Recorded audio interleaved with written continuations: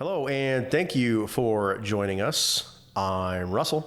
And I guess that makes me Kevin. We are going to rank the WrestleManias from 1 to, was it 38? Probably about 38 now. 38, 37? We're going to see. We're going to take all of the WrestleManias that have ever existed, and we are going to rank them on this handy-dandy little list here. I'm going to describe what each of these ranks mean before we get going, in case you haven't seen a setup like this before. S tier is obviously the best tier. It's going to be reserved for the stuff that is just totally awesome. We love it.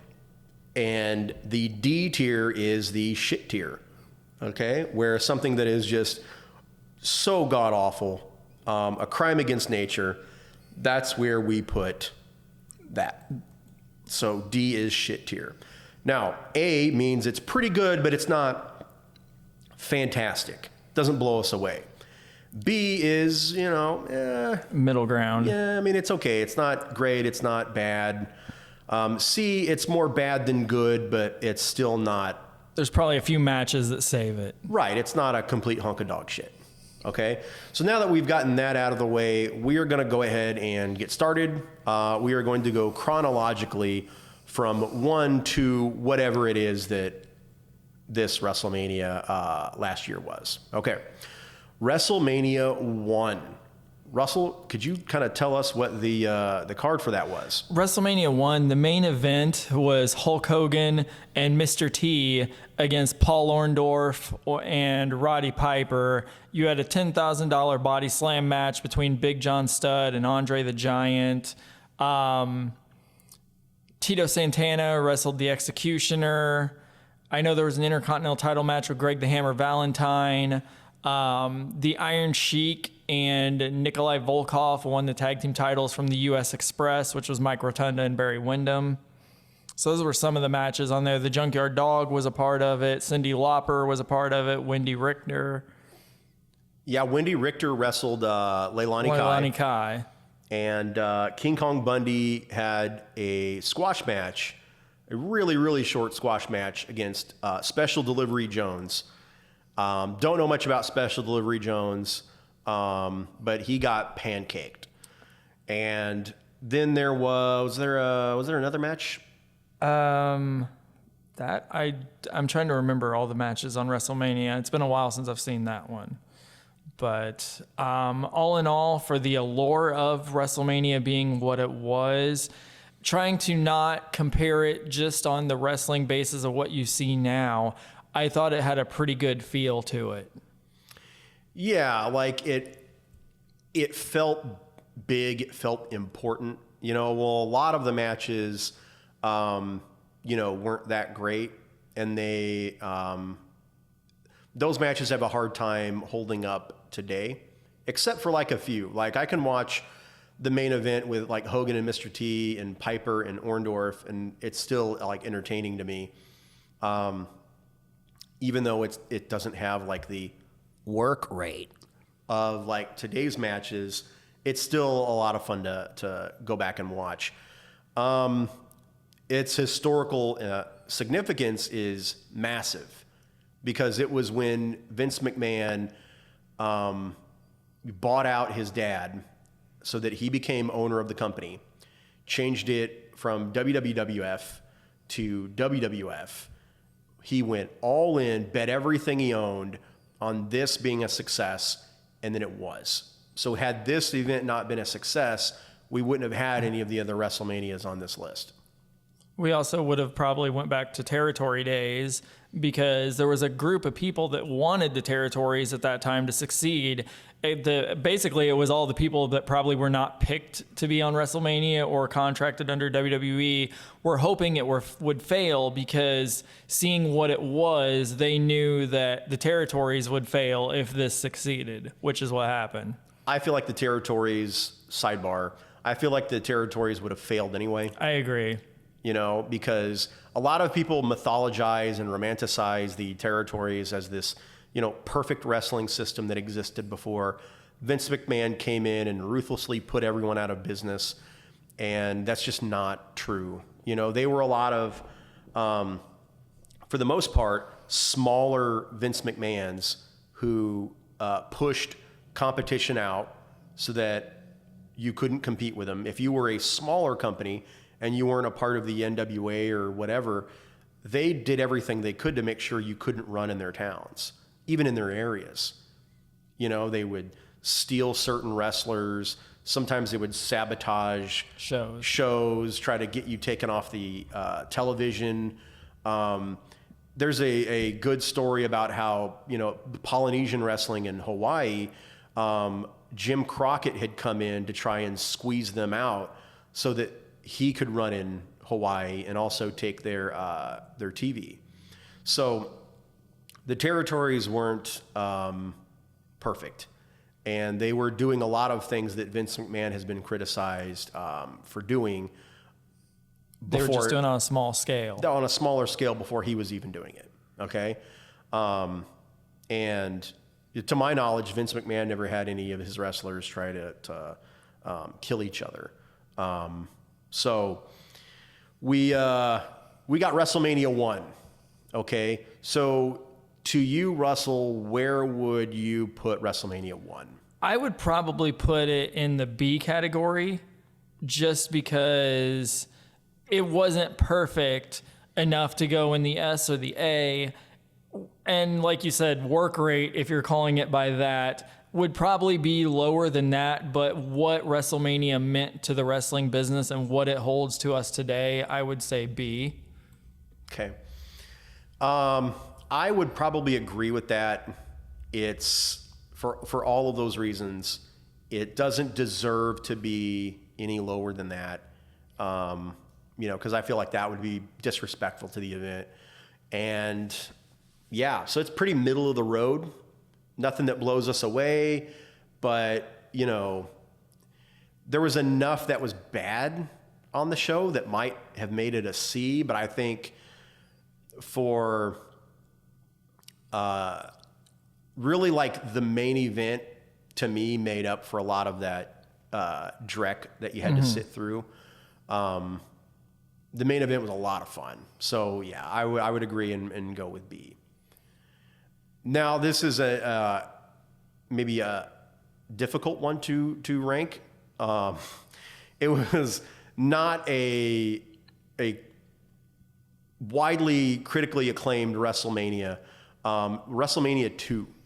I feel like with WrestleMania 2, Vince thought WrestleMania 1 was so successful that why don't we try to do this in 3 different cities to make even more money, which I'm sure he made pretty good money off of that with 3 cities, but then you have 3 different sets, 3 different production trucks, 3 different everything in 3 different parts of the world, because you had Chicago, you had New York, and you had LA. Right. And then they had 3 different main events. Yeah, and did those crowds get to see like a full show? I think what it was they went live at their time, and then there was like a closed circuit that they could watch, which I would almost had to have guessed was with the stadiums they were in, the big things at the top, because they didn't have the Titantron at that time. Right. So I would assume that it was basically like a hockey arena that has the thing up above with the scoreboard and stuff like that. I assume that's what they watched it on, but they did get to watch the other cities. Okay. Yeah, and at this time, it's important to note that WrestleManias 1 and 2 were not on pay-per-view. You could only watch them if you bought a ticket or if you saw it on closed circuit.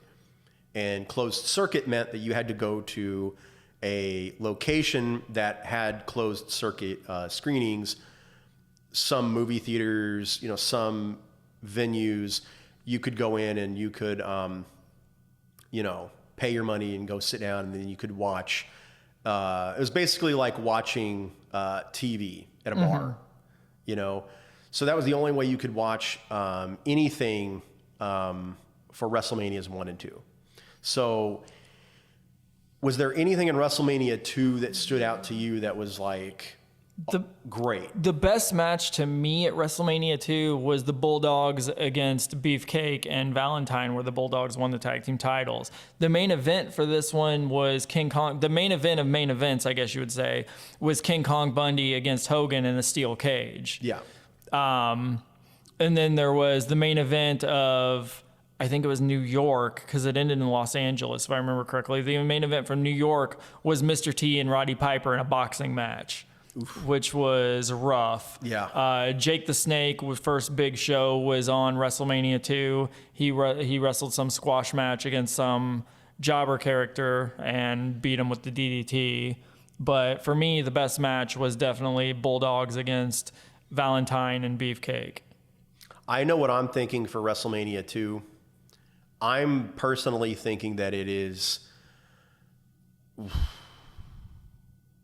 We might change it, but at the moment I'm thinking WrestleMania 2 is C tier. I was thinking C tier. I'm good with C tier.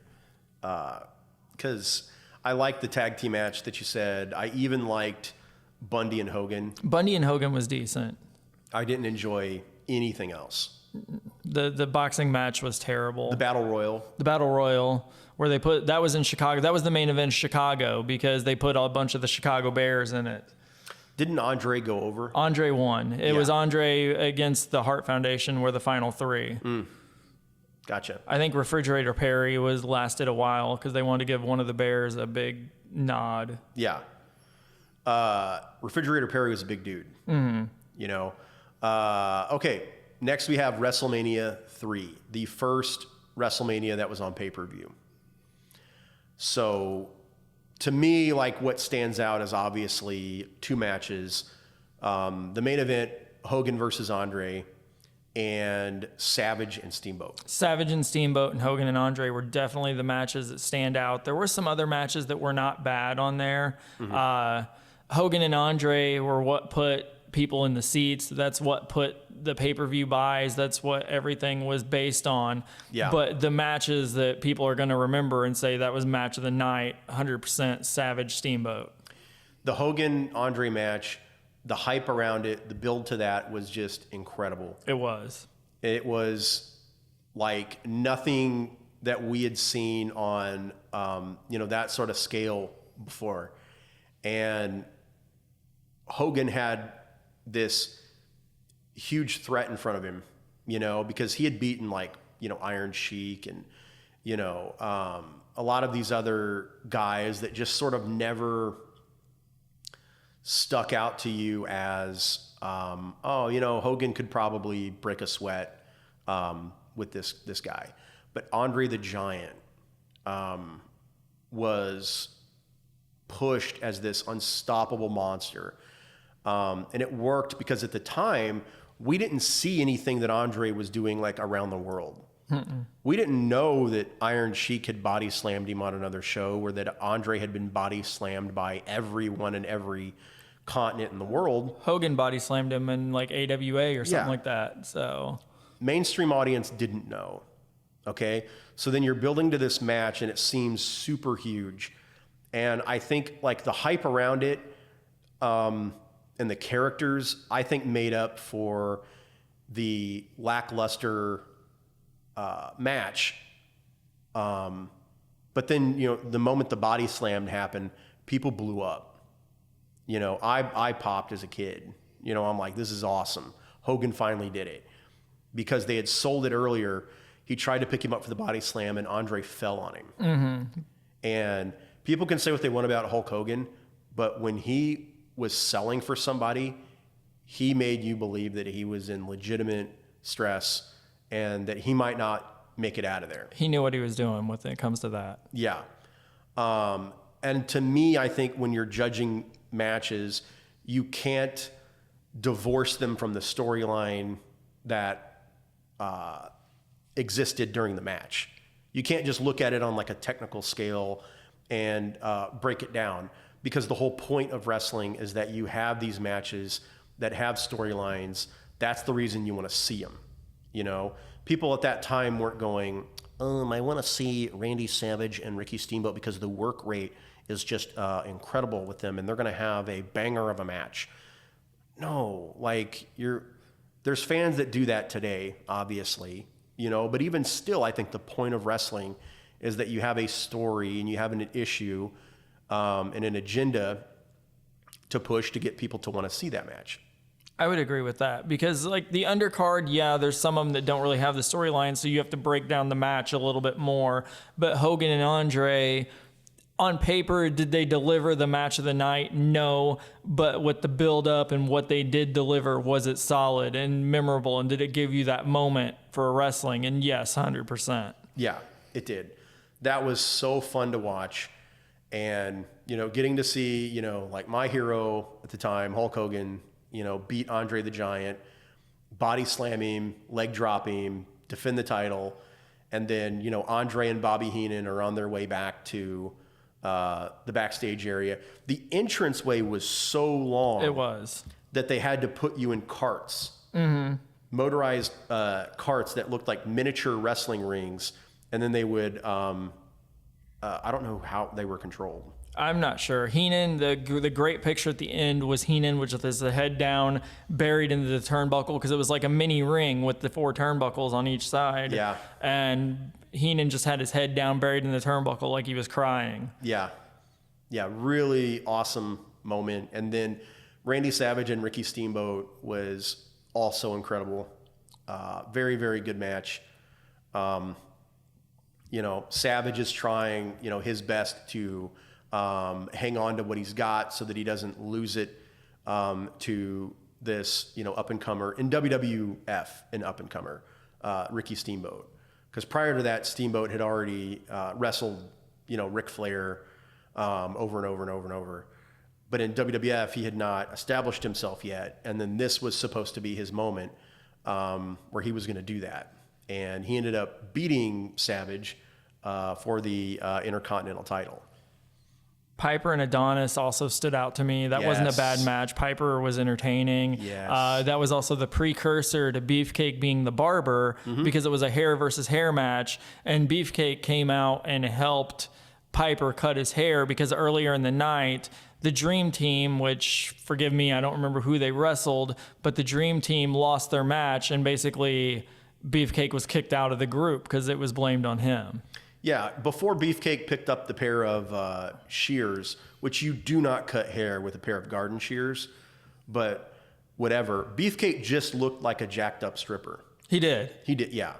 But now he looks like a jacked up stripper barber. Yeah, which worked out much better in his favor because everyone just remembers him as Brutus the Barber Beefcake, not as the Booty Man, the Zodiac, and ironically, the Disciple. He never won a title as Beefcake, and he was WWE Tag Team Champion before that, but that's not what anyone remembers. There's probably people that don't even have any idea about that. Yeah. You do now. You do now. Piper and Adonis was great. Also, you're forgetting another memorable moment from this, and that is King Kong Bundy splashing the little midget. people. Yep. He even beat up his own teammates. Yeah, and it was like Hillbilly Jim and two little people against King Kong Bundy and 2 little people. Yep. Which was probably one of the only big pay-per-view matches Hillbilly Jim ever got. Yeah. I think that's it. Yeah. The only time we would see him after that would be, like guest appearances on WrestleMania, or maybe he managed the Godwins. Yeah. Yeah. So to me, overall, WrestleMania 3 was a really, really fun show. It was. And it had some really good moments, and the 2 matches that we talked about, in some length were definitely the big takeaways from it. I would agree. If I had to pick, I don't know what you're thinking. My thought could possibly be higher, but if I had to just throw it out there, I'd probably say A. Yeah, I think WrestleMania 3 is definitely A tier. Definitely A tier. So now we go on to WrestleMania 4. This was the first WrestleMania, back-to-back WrestleManias that would be at Trump Plaza in Atlantic City, New Jersey. Yep. And this would be Donald Trump's first foray into pro wrestling. And after 4 and 5, we wouldn't see him again, I don't think, until way later when he did the hair versus hair. Yeah. Battle of the Billionaires. Battle of the Billionaires. But we'll get to that in a little bit here. So WrestleMania 4, that was a important event for what reason? The title had changed hands previously. Ted DiBiase wanted to buy the world title instead of winning it. So when Andre beat Hogan for the title, he immediately sold the world title to Ted DiBiase. So the title was stripped and held up into a big one-night tournament, which I loved the feel. I loved the tournament. Looking back, there's some people that were like, what the hell were they thinking on why were they put in this thing or put so high up in the tournament? Yeah. The whole stripping Ted DiBiase of the title thing was a great move, because I'm always a fan of any time that a wrestling company reminds you that what the rules are, because rules are very important in wrestling because they help you tell stories better. You can't have a heel break rules if there are no rules. Okay? And the babyface has to overcome all of these odds while still staying within the confines of what the rules allow him or her to do. So I really liked that. Plus, the finish of the match where Andre beat Hogan was insane. Mm-hmm. Because at the time, you just lost your mind because they did the twin ref spot where you had Earl Hebner and now you had Dave Hebner. I think it was Dave that left NWA to go to WWF. Mm-hmm. Yeah.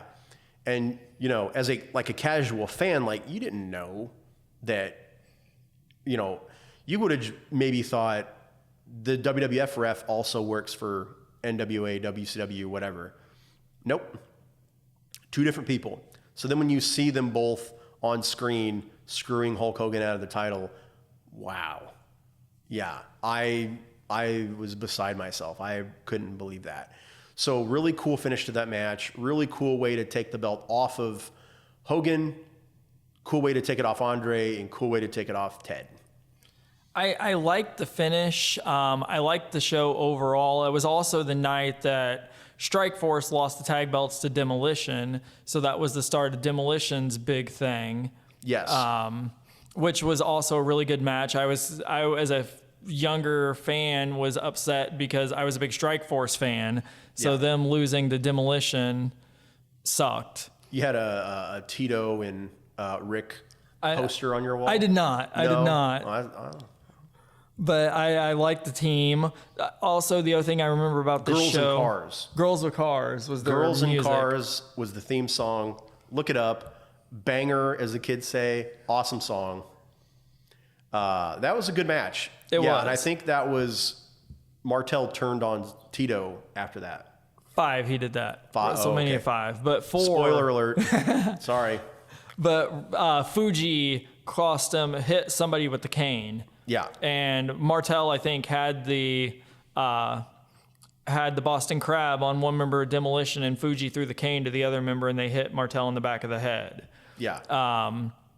The other thing that I remember that was not tournament related was Coco and the British Bulldogs wrestled the Heenan family, and Bobby Heenan was in the match, and he had that jacket on that was supposed to protect him if Winston the dog attacked him. Oh, yeah.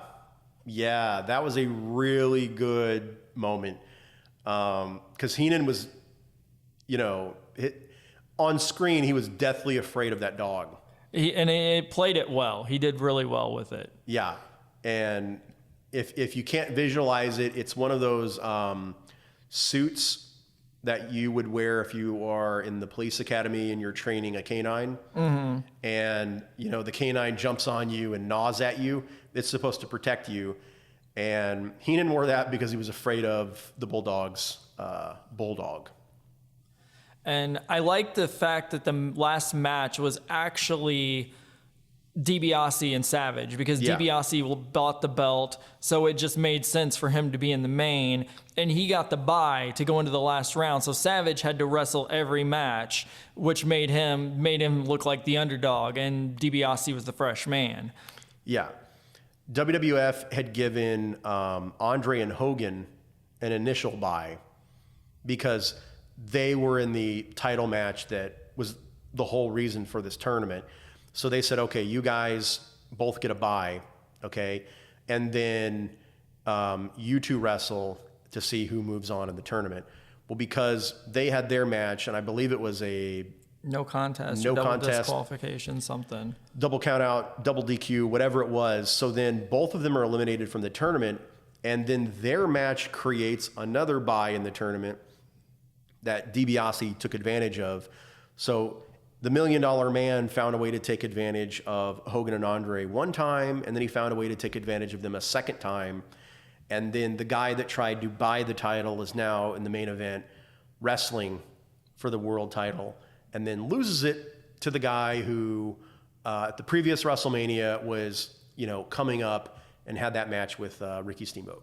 And one thing to notice too, if you haven't watched it, or if you do watch it, or maybe you didn't think about it at the time, but this was the first pay-per-view where Hogan was not in the main event. Yes. But he still found a way to be in the main event because he saved Savage.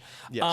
One thing, and you can say it's good, bad, whatever about Hogan, but Hogan knew that to be over in this business and to be a big deal in this business, you had to be seen. Yeah. So most likely there was a couple shots that Vince needed 100% where Savage just had the belt on his own, which there was one or two. But if you watched the camera, 90% of the time when Savage was being awarded the belt and holding it up, Hogan was there posing off to the side. Yeah. He had himself still in that camera spot. Right. This, to me, was an enjoyable WrestleMania. I think that there was a lot of tournament matches that were like super quick, full of guys that you could have probably guessed would not end up wrestling for the world title. Agreed. Even as you're a kid, like you're watching it and you're like, oh man, there's no way that, Greg the Hammer Valentine is going to end up. The one-man gang. Yeah, the one-man gang. They're not going to wrestle for the world title at the end. So personally, I think I would put WrestleMania 4 as like probably high B tier. I was thinking B. Maybe over WrestleMania 1. I would say yes. I would say B tier, but over WrestleMania 1 for sure. Yeah. So now we have WrestleMania 5. Big match there was Randy Savage and Hulk Hogan. And again, the build up to the match was fantastic. Yes. The Mega Powers explode. They did everything perfect with this match, building up to it. And the match itself had probably, like we said, the WrestleMania 3 with Hulk and Andre, the build up was there. The match was solid enough to make the build up worth it. I feel like this was actually a pretty damn good match along with the build up.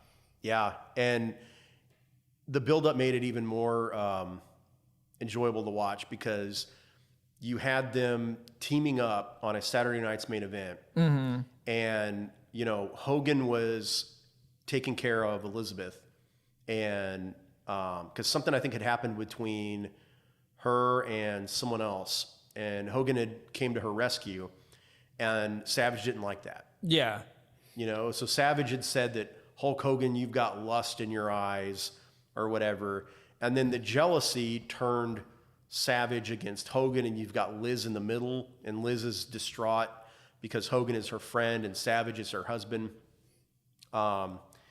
And it's just like, you couldn't have had a better, to me, it was almost as big of a buildup as Hogan versus Andre. I would agree with that because if I remember correctly, like you said, there was the Lust in Your Eyes promo, and then they had one more match where they were the Mega Powers, and Liz was on the apron, and Savage got whipped into Liz, and she like fell into the arms of Hogan. Yep. And then when Savage looked over, and Hogan's holding her in his arms, and then he gets pinned by the Mega Powers, or not the Mega Powers, he gets pinned by the Twin Towers. Yeah. So not only does the world champion see his woman in the arms of another man, the world champion gets pinned because of it. Right. Awesome build-up.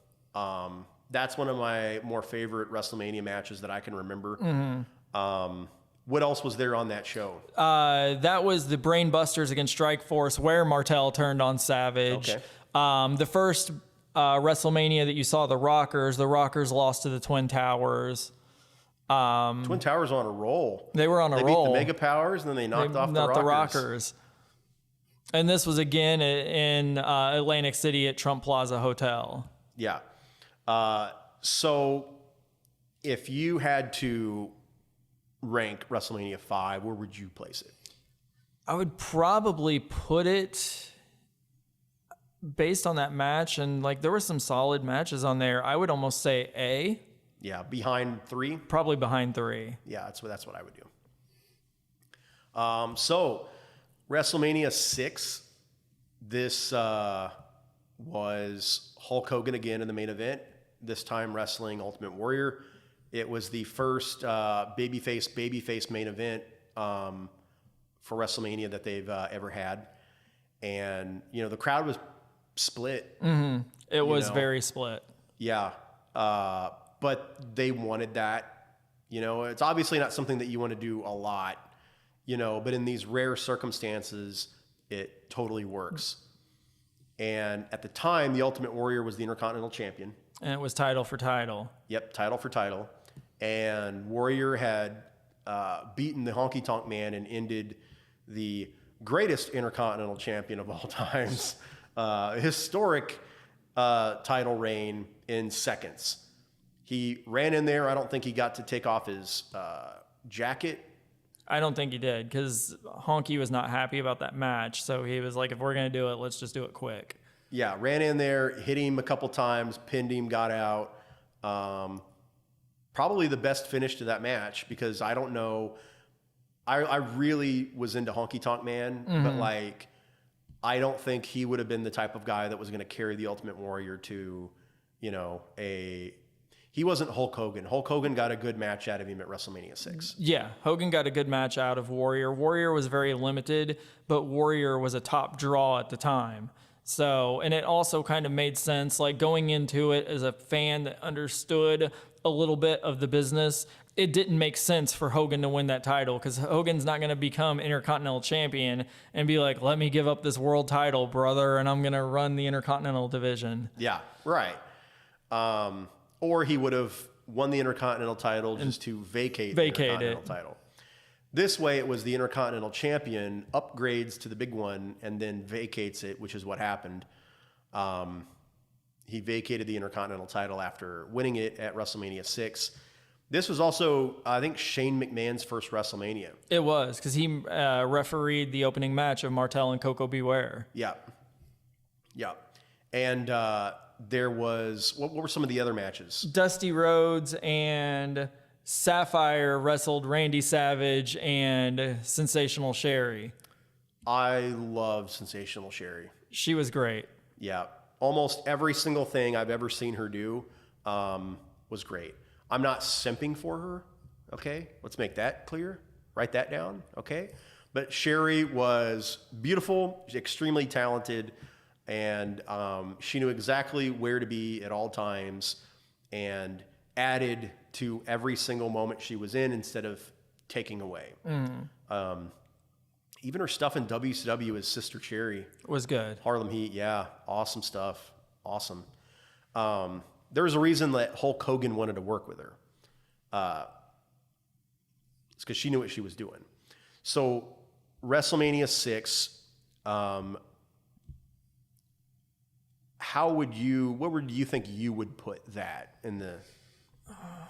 I would almost say, because the Ultimate Challenge was a big deal, but in my thought, it would be more like the B category, but I don't know what you think. I would say B as well. I don't know if it is... To me, there was more to like about 6 than 1. There was. But not as much as 4. But not as much as 4. Yep, I would agree with that. Yeah, that seems fair. So then we go to WrestleMania 7. That was, if I remember correctly, the U.S. versus the Middle East. they probably could not have picked a better storyline going into this time of the year or in this time going on, because Operation Desert Storm was going on. Yeah. So they had Sergeant Slaughter, who was like the G.I. Joe, the American hero, and turned him to an Iraqi sympathizer to where people believed it, and he was getting death threats. And his family actually had to be moved out of his home because fans actually believed he was an Iraqi sympathizer. Because if I remember correctly, I don't know if he went as far as ever burning the American flag. He burned a Hulk Hogan shirt, though. Yeah. Wow. I didn't know all that stuff. I think that it can't be understated the commitment that Sergeant Slaughter had for the wrestling business, because being a heel at that time, you weren't going to sell merchandise. And I think becoming a heel might have affected some of that G.I. Joe money. Probably. Because he had a G.I. Joe character. Because he was in the G.I. Joe cartoons. Yeah, he was in the G.I. Joe cartoons. Yeah. There's no way he could have been in G.I. Joe and an Iraqi sympathizer at the same time. That would not have worked. Overall, I thought this was actually a really good show. Some match that shouldn't have been good, but was the blindfold match with Jake Roberts and Rick Martel. Yes. Every second of that blindfold match was brilliant. Just every single bit of it. The fans, Rick Martel would point to a direction like he's needing the audience to help him, so he could hear if he's on the right track. They would troll him. They trolled him. He would point in a direction and they would cheer, and then he's like, yeah, I'm going to get him. And then Martel would get foiled. He's in the wrong place. The fans messed with him. And then when he would point to where Jake was, they would go, no, boo. So he's like, okay. But then Jake did it, and Jake would find him. My favorite spot probably in the match was Martel body slammed him, which was one of the only times they'd locked up. So the body slam didn't take that much out of Jake. So he got up pretty quick, and he's been up for a good 20 seconds, and then Martel drops an elbow. Yeah. Yeah, I don't think there's ever been another blindfold match that I can't remember seeing many. No. But nothing's going to top that. Martel and Roberts' blindfold match was one of my favorite memories, from the show. Outside of Hulk Hogan, hauling ass and beating, Slaughter for America. Good stuff. It was sad to see Andre in the state that he was in, because he made a guest appearance there helping out Demolition, I think. He did. Yeah, I don't remember who it was that he helped out, but he definitely made a guest appearance. And it was kind of sad to see him because he had the crutches at that time to helping him walk. Yeah. This was also big because it had career versus career, Savage and Warrior, and Savage probably pulled out the best match of Warrior's career out of him. Yeah, that was one of my favorite Randy Savage matches in WWF because he lost the match, and then at the time, Savage was managed by Sensational Sherry. Mm-hmm. After he lost, Sherry turned on Savage because she was frustrated and was berating him and smacking him around. And then from the crowd, Liz is there watching the whole time in tears. She makes a beeline to the ring, and this nice, sweet woman that you never saw do anything, aggressive, pounced on Sherry, beat her up, ran her out. And then there's fans in the crowd crying because you got to see Liz and Savage reunite and, hug, even though Savage's career was supposed to be over. That may be like my favorite memory from that whole WrestleMania. That was a big one. That was an awesome match. And like I think it was the best match Savage ever pulled out of Warrior. The opener was solid, but again, I was a big fan of them. The Rockers beat Haku and the Barbarian. It was also the debut of the Streak, even though we didn't know it was going to be the Streak at that time because Undertaker wrestled Jimmy Snuka. Yeah, so that was the beginning of the Streak. That was cool. That's pretty noteworthy.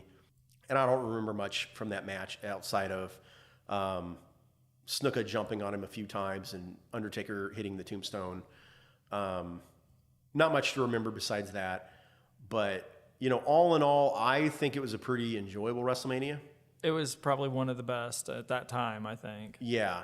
So we're going to reach a point where historical significance isn't going to be able to beat some of these WrestleManias, because now we're getting into, outside of a few hiccups, WrestleManias that are just getting better and better and better. I would agree. So 7, to me, I would almost put it as, an A-tier WrestleMania that was better than 5. I would agree with that. Better than 5 and maybe better than 3. I would think better than 3 even. Yeah. So far, the best one. Let's put that over here. And, no, there we go. Cool. All right, so WrestleMania 8. This was in Indiana, right? This was in Indianapolis, Indiana. The main event, which I feel like it should have been the other way around. There was like a double main event, which was Savage and Flair, which was phenomenal. Yep. From the build up to the match, everything. Because Flair was trying to get with Liz, and Flair ended up winning.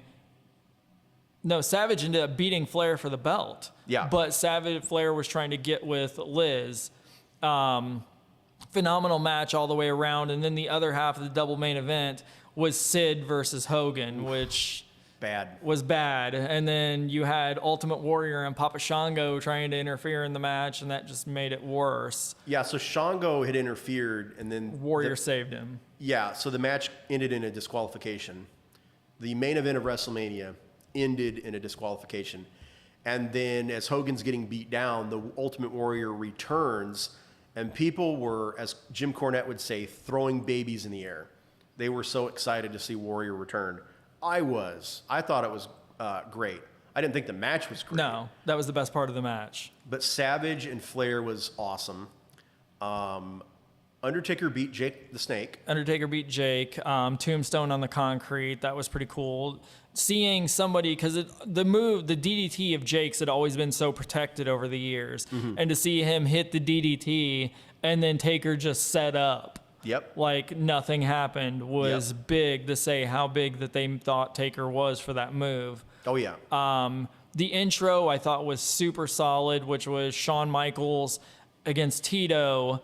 And that's saying a lot because being a big Rockers fan, I hated that Shawn threw Jannetty through the window. Yeah. So, but they had a solid match. Yeah, I would agree with that. And another match that we can't forget that has been copied to death is Roddy Piper and Bret Hart. Roddy Piper and Bret Hart was one of the best matches of the show, too. Like, they went out there and they did it. Yeah, because Piper had won the Intercontinental title that January from the Mountie, who had cheated to beat it from Bret.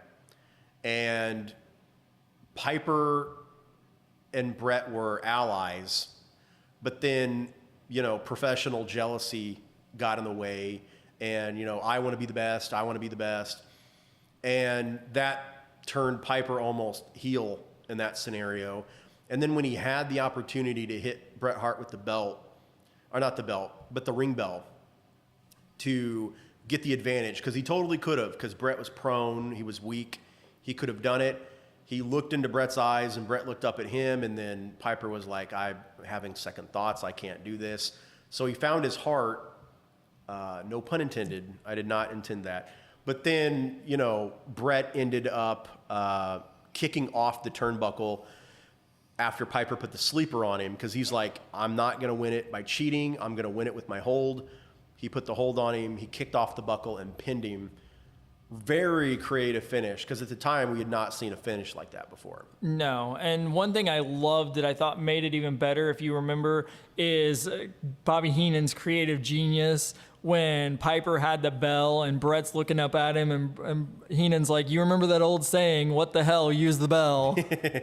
Yeah, and then Heenan's yelling at him, hit him, and then Heenan loses it on Piper after Piper sets it down and chooses not to cork him. I think that it's a good WrestleMania. There were like Savage and Flair and Piper and Hart. were like the best takeaways from it. To me, those moments are not as enjoyable as, the ending to Warrior and Savage. Yeah. Or Hogan beating Slaughter, or the blindfold match. So I would probably put this, to me, and internet, you can hate me all you want. I would probably put it over 3 and behind 7. I could gauge that because I could even see it being a high C tier too. Let's say it is. Is it better than 1? It's better than 1. Okay, so it's a B. Is it better than 6? No. No. Okay. There we go. Cool. All right. WrestleMania 9. WrestleMania 9. Do we just... We might as well just put it there. You tried WrestleMania 9. Brett and Yoko couldn't even save this. No. Because most of those matches were just awful. My favorite match was the Steiners and the Head Shrinkers. The Steiners and the Head Shrinkers was probably my favorite. I also thought Tatanka and Michaels did decent. I didn't like the finish. I didn't like the count out, but I thought they had a really good match. The only thing, and then also being WrestleMania 9, that everything was shit. Even the best match, Scotty lost the Frankensteiner. He did, yeah. And Fatu just took a front flip. Yeah. Bobby Heenan rode a camel backwards. That was one of my favorite memories. That was probably the best. The first part of the show that didn't even have wrestling in it was the best thing. And Bobby Heenan questioned whether the virgins that were with Caesar were actually virgins. Jim Ross in a toga, awesome. The set amazing. Was cool. Loved it. The Undertaker's entrance, loved it. Undertaker and Giant Gonzalez did not love it. No. If you haven't seen the ending to this match, Giant Gonzalez put chloroform over in a rag and knocked the Undertaker out, and then that was a disqualification. The streak continued. The streak continued because Undertaker won by DQ. If you could believe this, they did a rematch at SummerSlam that year.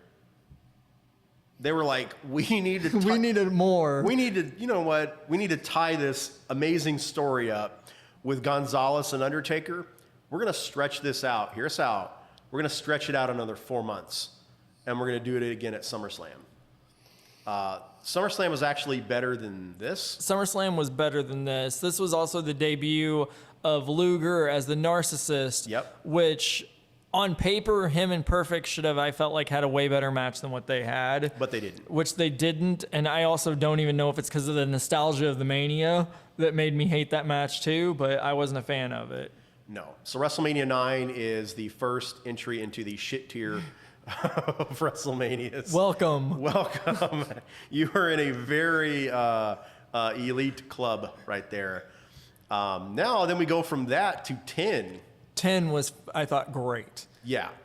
The best memories I have of that were Owen beating Brett.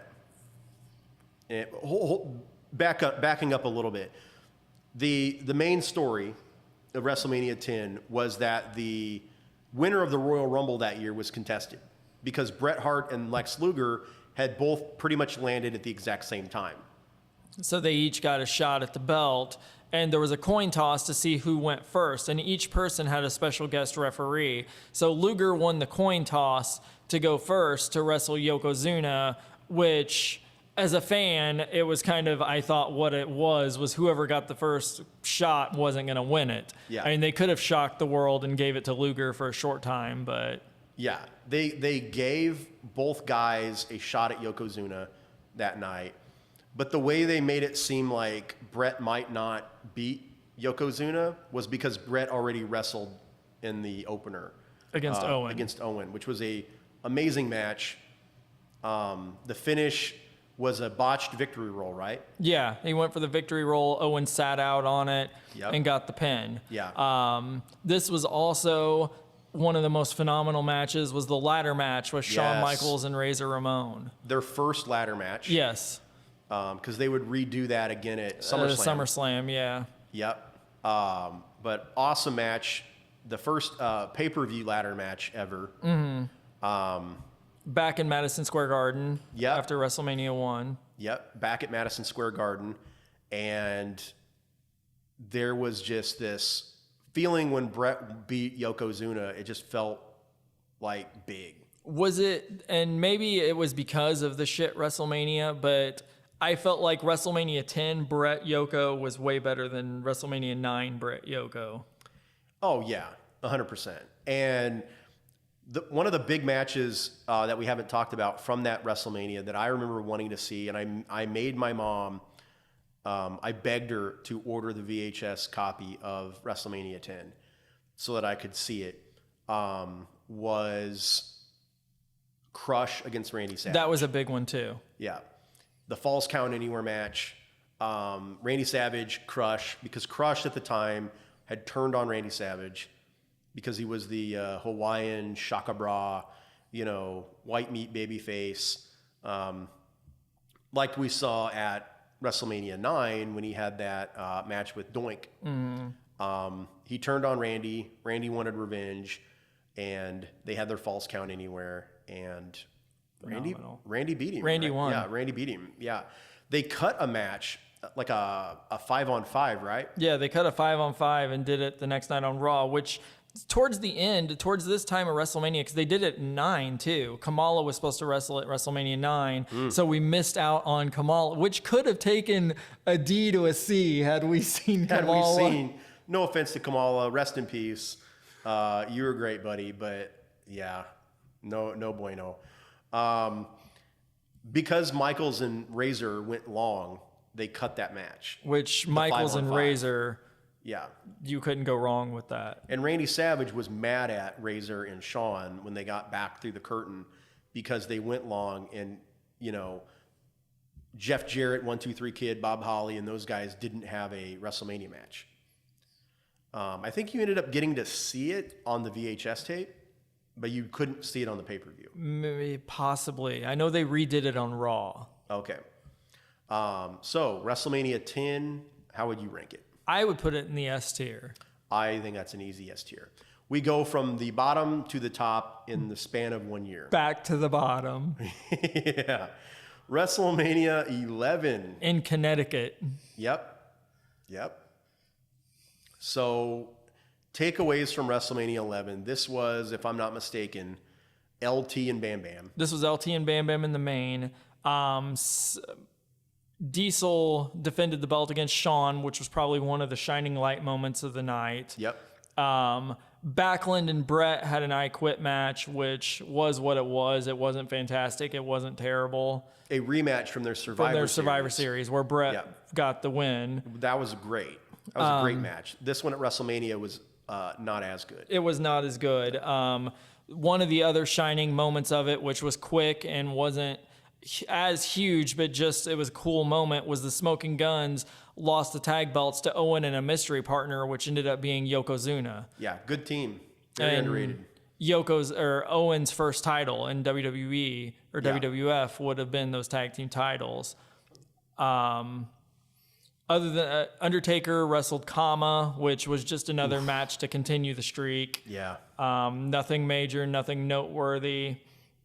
I think some of the things that they were trying to do, this was when they were really trying to incorporate celebrities too, because to add to the Shawn Michaels, Kevin Nash match, they had Pamela Anderson and Jenny McCarthy. I didn't mind that. I did not hate it. And I liked that they did where one was supposed to escort the other one out, but Pam had a thing for Nash, so she escorted Nash out instead of Michaels. Yeah. So Michaels got stuck, if you want to call it that, with Jenny McCarthy. Yeah. Damn the luck. Damn the luck, right? What a break. So, but the Diesel Shawn Michaels match was good. It was good. LT and Bam Bam was good for what it was. It was good for what it was. Bam Bam pulled one out with this one, and good for him for getting a main event at WrestleMania. Yeah, absolutely. And he made LT look better than LT was. And they had really been pushing that match as a huge deal, going into that. So WrestleMania 11, we went from 10 to this. Where would you put 11? I would put it in the D tier, but above 9. D tier, but above 9. I can live with that. It was definitely better than. We're gonna find few WrestleManias that are worse than 9. I think there is one though. Okay, so here we go. WrestleMania 12. This was the Hollywood Backlot Brawl. Goldust and Piper. The boyhood dream comes true. Shawn Michaels, Bret, Iron Man. That was great. The Backlot Brawl was the drizzling shits. It was. Nash and Taker. Nash and Taker was okay, but not enough to save some of those matches. Right. So then some of the other matches that were on the card were...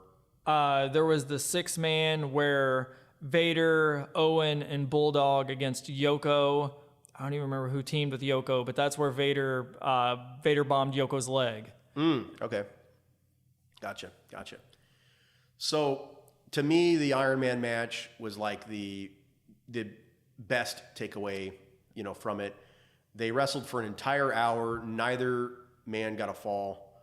And then they decided to put it into sudden death overtime. And then within a couple minutes of the overtime, Michaels hit that super kick and collapsed on Bret and pinned him. I almost feel like, minus, because they did put a lot into the Piper Goldust Backlot Brawl, but I almost feel like Vince was like, this is the main event, this is it. Let's not even think about the rest of WrestleMania. Let's just, we're hanging everything on this match. The thing, I hated the Piper Goldust thing because it became less about a fight like between Piper and Goldust, and it turned into an O.J. Simpson spoof. It turned into an O.J. Simpson joke. Yeah, they were chasing the white Ford Bronco. Yeah, and then it just takes you out of it. And when stuff like that happens, it reminds you that everything you're watching is fake. And yeah, we know that wrestling is staged, okay? But again, like if you're watching a TV show or a movie, you want it to be good, and you don't want them to remind you all the time that what you're watching isn't real. Exactly. Yeah, you want them to try. And with that, it just didn't seem like they were trying to make a lot of that other stuff good. Mm-hmm. So 12, I think, is crutched up because of the Iron Man match, but... I would almost put it in C just because of the Iron Man match. Better than 2. Better than 2. But if it wasn't for that Iron Man match, it would have been in the D. Yeah. WrestleMania 13. That one was a rough one, Chicago. Yeah. Obviously, the best takeaway from it is one of the best wrestling matches of all time. Steve Austin and Bret Hart. And it was that was an I Quit match, right? I think it was an I Quit match, and Austin passed out in the sharpshooter from the blood, and you got that iconic shot of the blood running down his face. Ken Shamrock was the referee. Yep. Which at the time was a big deal because you've got a match where you're supposed to win by submission, and who better to be the referee than at the time a big UFC star, Ken Shamrock, and Bret had his submissions. Austin didn't have submissions. Austin, they were pushing it as he could beat Bret up so bad that Bret would give up just from Austin pummeling him. So the cool story was, well, how is Austin going to manage to, pull one out on Bret when he doesn't even do any submission holds when he wrestles?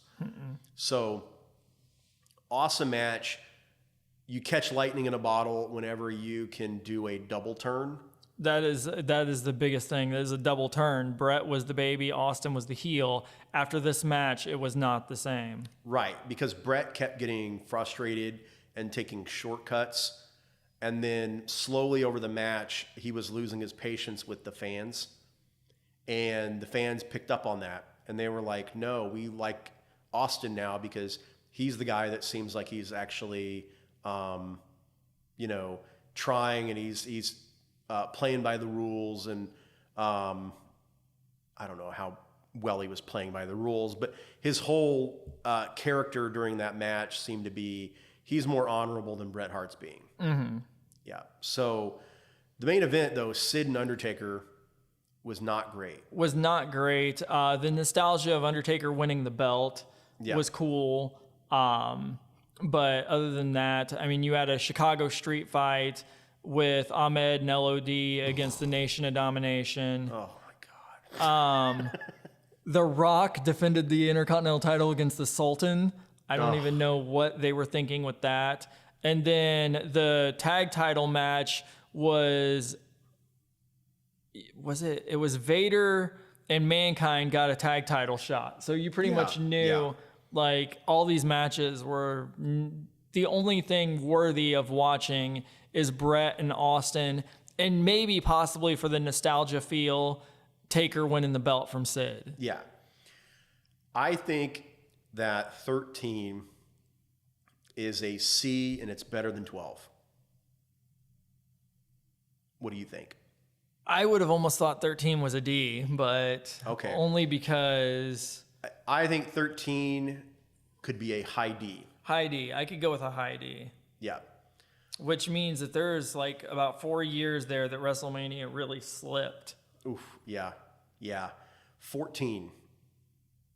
14 I thought was good. That was the coming up time where it started to make that turn. Yeah. And you had Austin and Michaels for the title with Mike Tyson involved. Like the drama around that was huge. The build to that was, to me, on par with Andre and Hogan. Oh, yeah. Because they hadn't had a main event at WrestleMania that had that mainstream attention since that.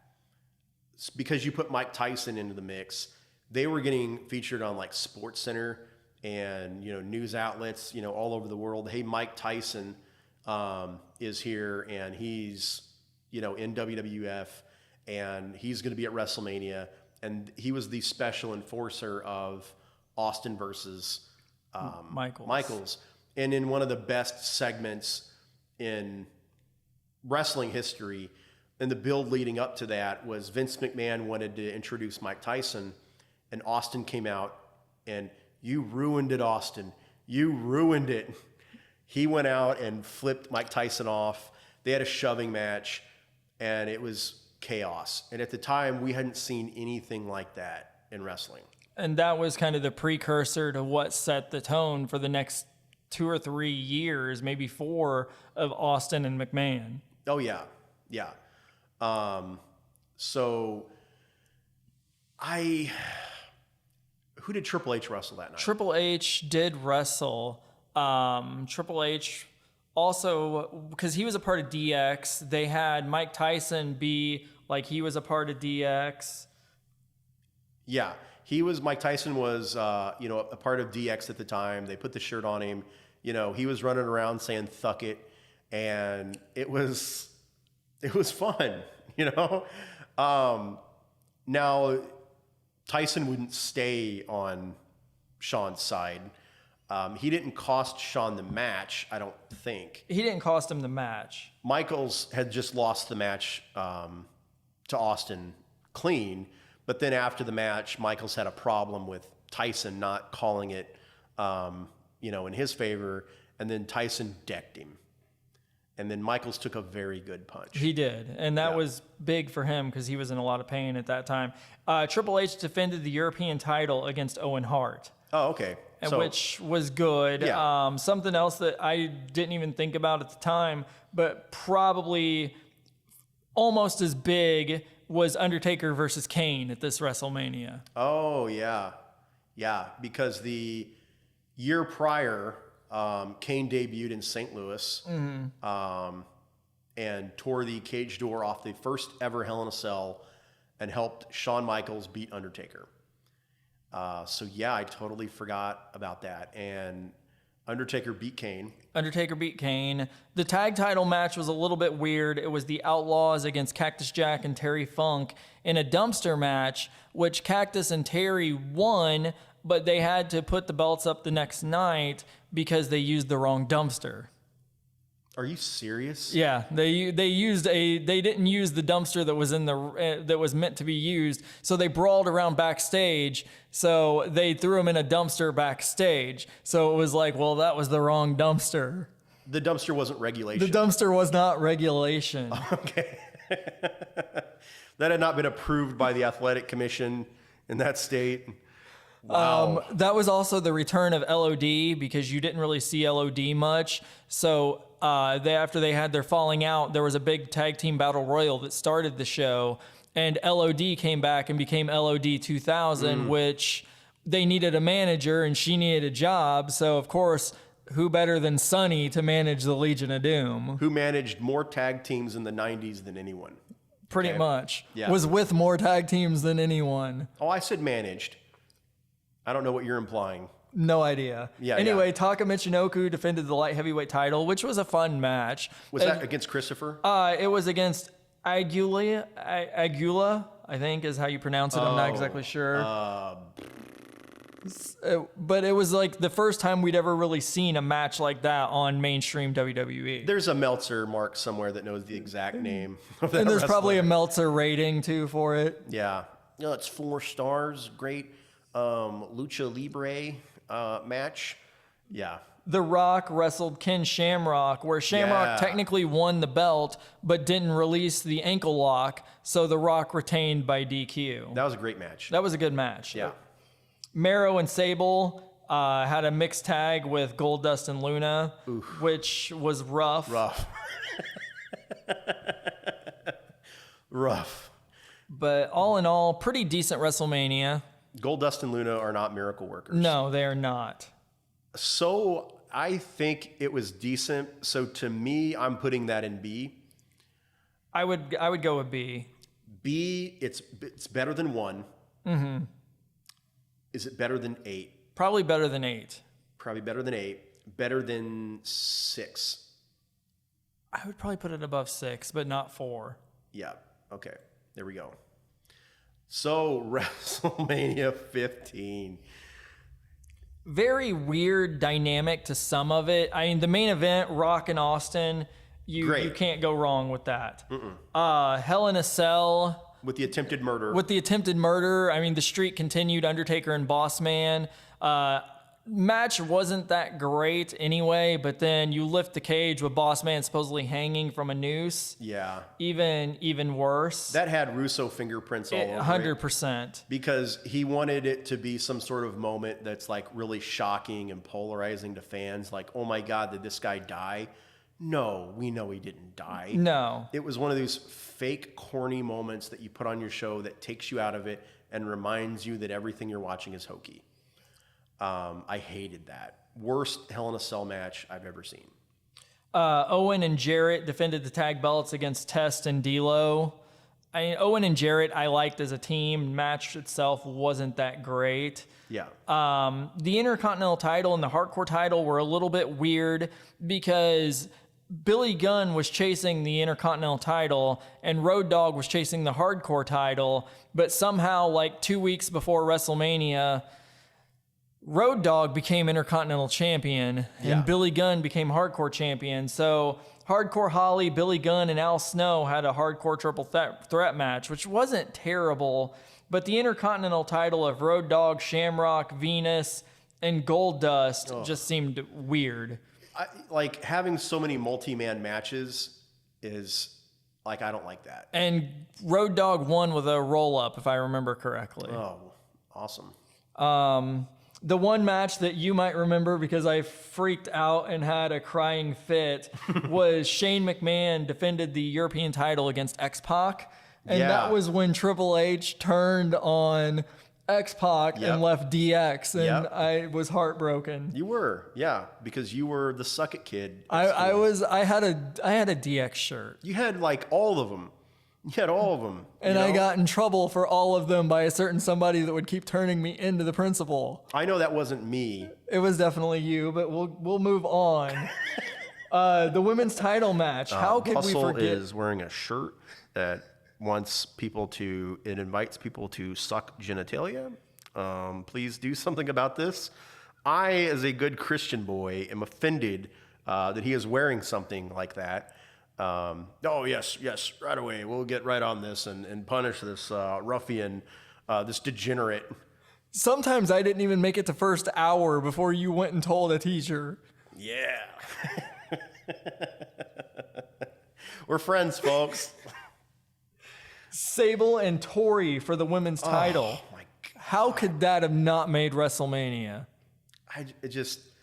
It's crazy to think that that kind of women's match would exist in WWE for at least another over 10 years. For too long, yeah. Yeah. Where you just put women out there who are there for their looks and not much else, and then you called that a women's division. Butterbean wrestled Bart Gunn also. Well, I don't know if you call it wrestle. Oh, no, he murdered him. The Brawl for All? No, that was a murder. That was pretty much a murder. That was a murder. We saw a career die there. Bart Gunn had won the Brawl for All, and his prize was that he got to fight Butterbean. That's an awful prize. No one would want to fight him. That man would murder him, and he did. That's exactly what happened. It was quick. Bart Gunn got popped in the face. They did a whole Brawl for All that was supposed to make another star, and it ended up killing the guy that won it. So the whole thing injured people, ended Dr. Death's career. And that in is WWF. Actually, did you ever watch Dark Side of the Ring about Yes. this? Because that was exactly why Butterbean fought Bart Gunn, was everybody wanted Dr. Death to win, and they thought this was Dr. Death's match. And Bart Gunn not only beat Dr. Death, but ended his wrestling career. Yeah. So they were like, well, you won this. Now you get your ass kicked for taking out our guy. And it's not Bart's fault. No, definitely not. They didn't know that Bart could do what he did. No, but they murdered him that night. They did. Yeah. He fell on the ground, just laid there like a corpse. Awful. So to me, I did not enjoy much about WrestleMania 15 besides like Rock and Austin in a couple moments. Rock and Austin, Shane and X-Pac I loved. Mm-hmm. Your crying fit about it made me enjoy it more. So besides like a few of those matches, like the rest of it was dreck. It was. So to me, I'm thinking low C. I would say low C, probably above 2. Above 2. Okay. Yeah, above 2. Okay. WrestleMania 2000. Which would have been billed as a McMahon in every corner. Yes. Foley, Triple H, Big Show, and Rock. And Rock, yep. Rock was with McMahon. Foley was with Linda. Big Show was with Shane. And, of course, Triple H was with Stephanie. And Austin wasn't wrestling on this pay-per-view. Austin didn't wrestle on this pay-per-view. All in all, I thought this match was pretty good. The build-up of having the McMahons involved is obviously what they wanted, but... Yeah, that was good. It was good. They did it well. Yeah. Some of the other matches to note was this was the first ladder match between Edge, Christian, the Dudleys, and Hardys. Oh, was it? Yeah. Okay. This was the tag title match with Edge, Christian, the Dudleys, and Hardys. Okay, so that was the first. That wasn't the first TLC, was it? This was the tag team ladder match. I don't think they went full TLC, okay. but it was a solid match. This is the one where Edge speared the Hardy Boy, Jeff Hardy, hanging above the ladder or hanging above the belt, and Edge speared him. Gotcha. Very, very big moment. Yeah. I like that match. Because at the time we hadn't seen anything that was a car wreck like that before, and that was just carnage from beginning to end. The hardcore battle royal, which was rough, like everybody got to pin everybody, and then at the end of a certain amount of time, whoever had the belt got to keep it, which was Hardcore Holly.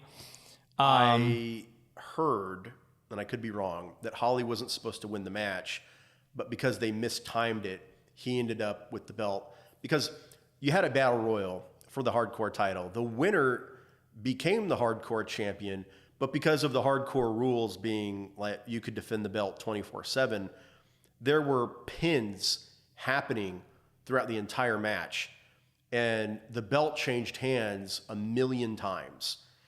Whoever had the belt at the very end got to walk out of WrestleMania with the belt.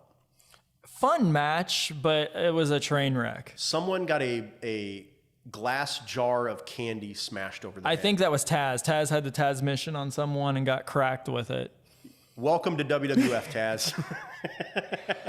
The opener was probably, like WrestleMania is usually known for, at least, if nothing else, it's got a pretty solid opener. Even if it's not great, it's solid. This one Not so much. It was Boss Man and Bull Buchanan against D'Lo Brown and The Godfather. Oh, man. He had iced tea in his corner, though. I don't care what he was drinking. This was not a good match, Russell. Man. This was also the debut of Trish Stratus because she was managing TNA. Don't give me that look. It means Test and Albert. That's what TNA means, Test and Albert. Yeah. They defeated Al Snow and Steve Blackman. Gotcha. Another banger. Another great one. Too Cool in China defeated the Radicals. Yeah, I was for that. I like that. That was fun. I enjoyed that. The cat fight, Terry Runnels against the cat, which probably did not belong on a WrestleMania ever. Never. Kane and Rikishi defeated X-Pac and Road Dogg. That wasn't bad. It wasn't terrible. No. The Intercontinental and European Triple Threat match was phenomenal. Yes. With Benoit, Jericho, and Kurt Angle. That was awesome. Fantastic match. Yeah. Probably the match of the night. I'm thinking that because of some of those matches, maybe this is a low B. I would say a low B. Low B better than 1? Definitely better than 1. Better than 8? Probably better than 8. Better than 6? The build-up, I don't know. I could either... The build-up to Hogan and Warrior, I think, was bigger than... I would say, yeah, that's probably the place for it. Yeah. Then we have WrestleMania 17. From the Astrodome. Yep. Which would have been another match where back-to-back WrestleMania, Stone Cold and The Rock.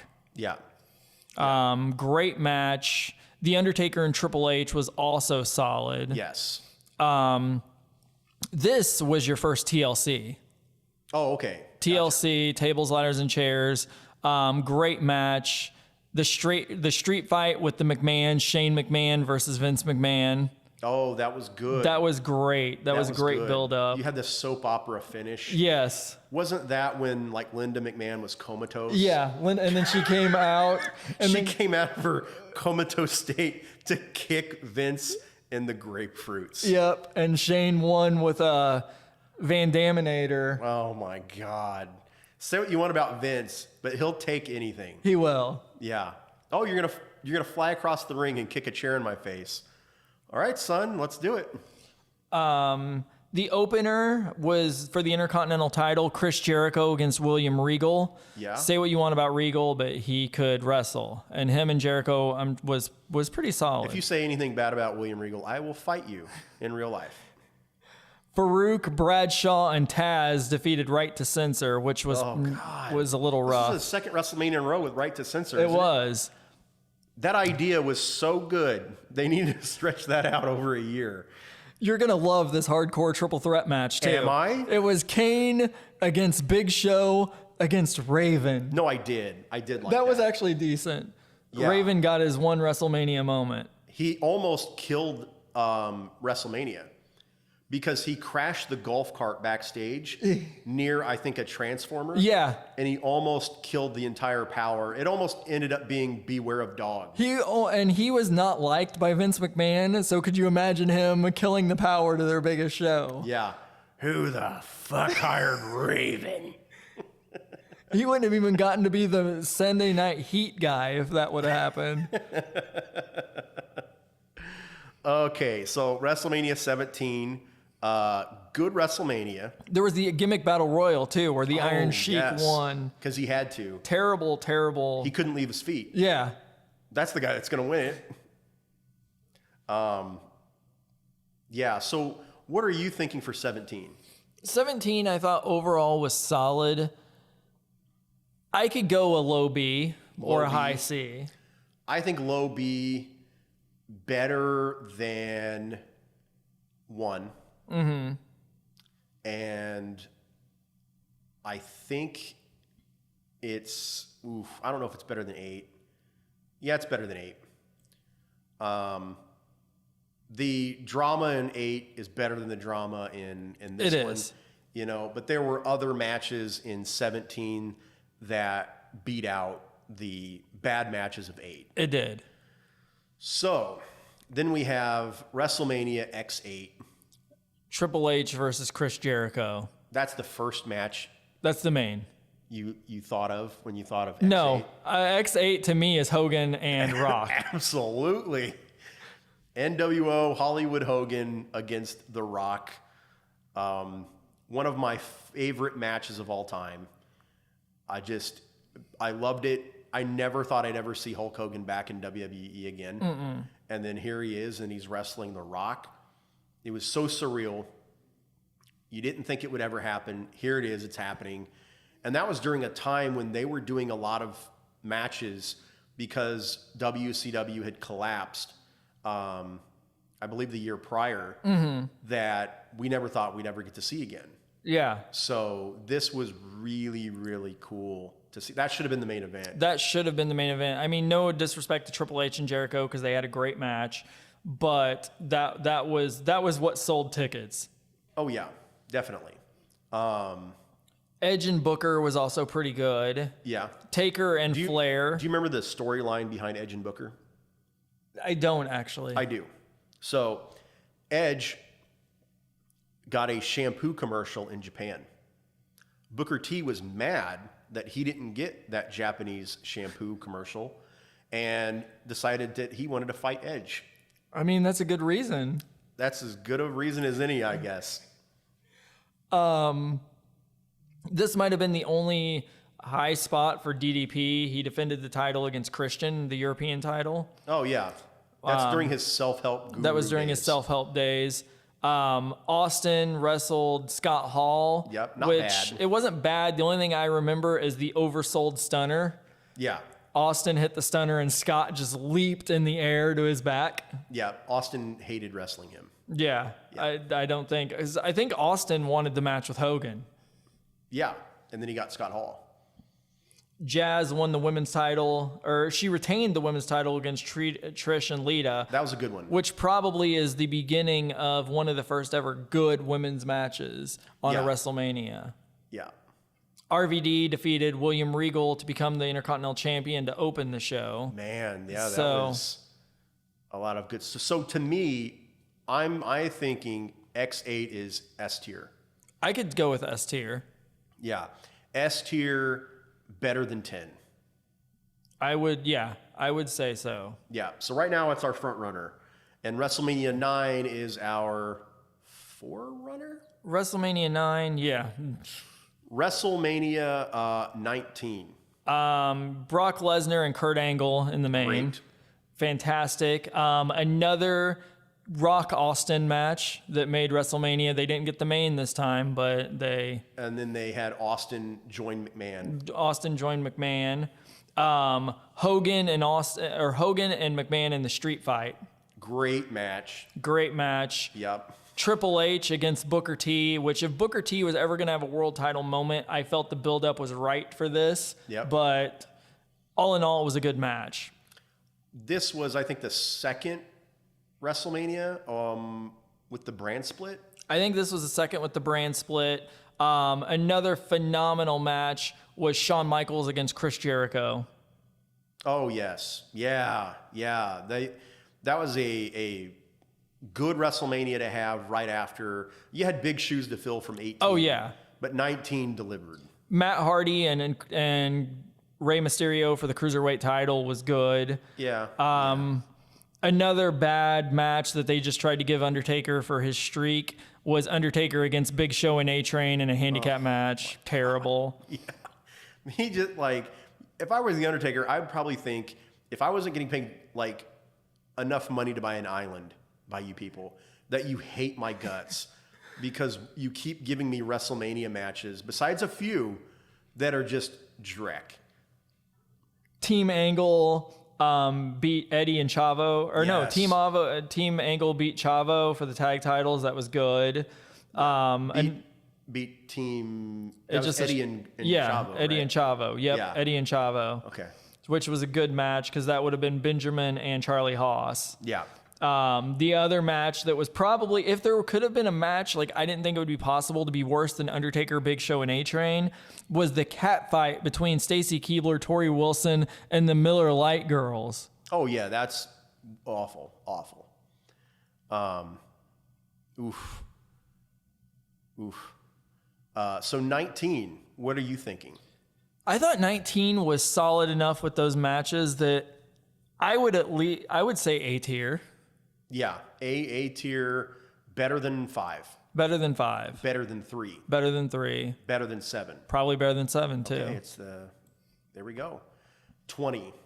WrestleMania 20 That was Hollywood, right? was the Hollywood WrestleMania. The vignettes leading up to that were amazing. And Booker T and Eddie Guerrero as Pulp Fiction. yeah, that was Triple good H stuff. as Braveheart.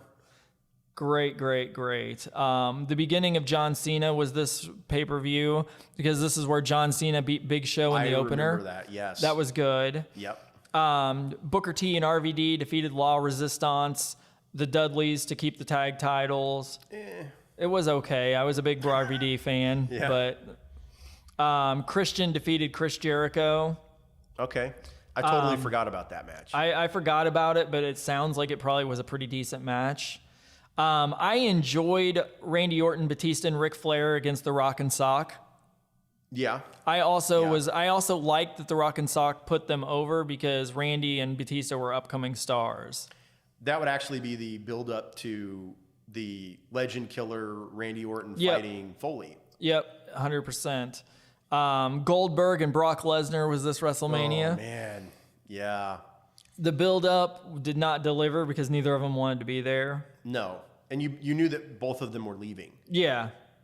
Brock had got the NFL deal, and Goldberg just didn't want to be there anymore. Goldberg was over it. Yeah.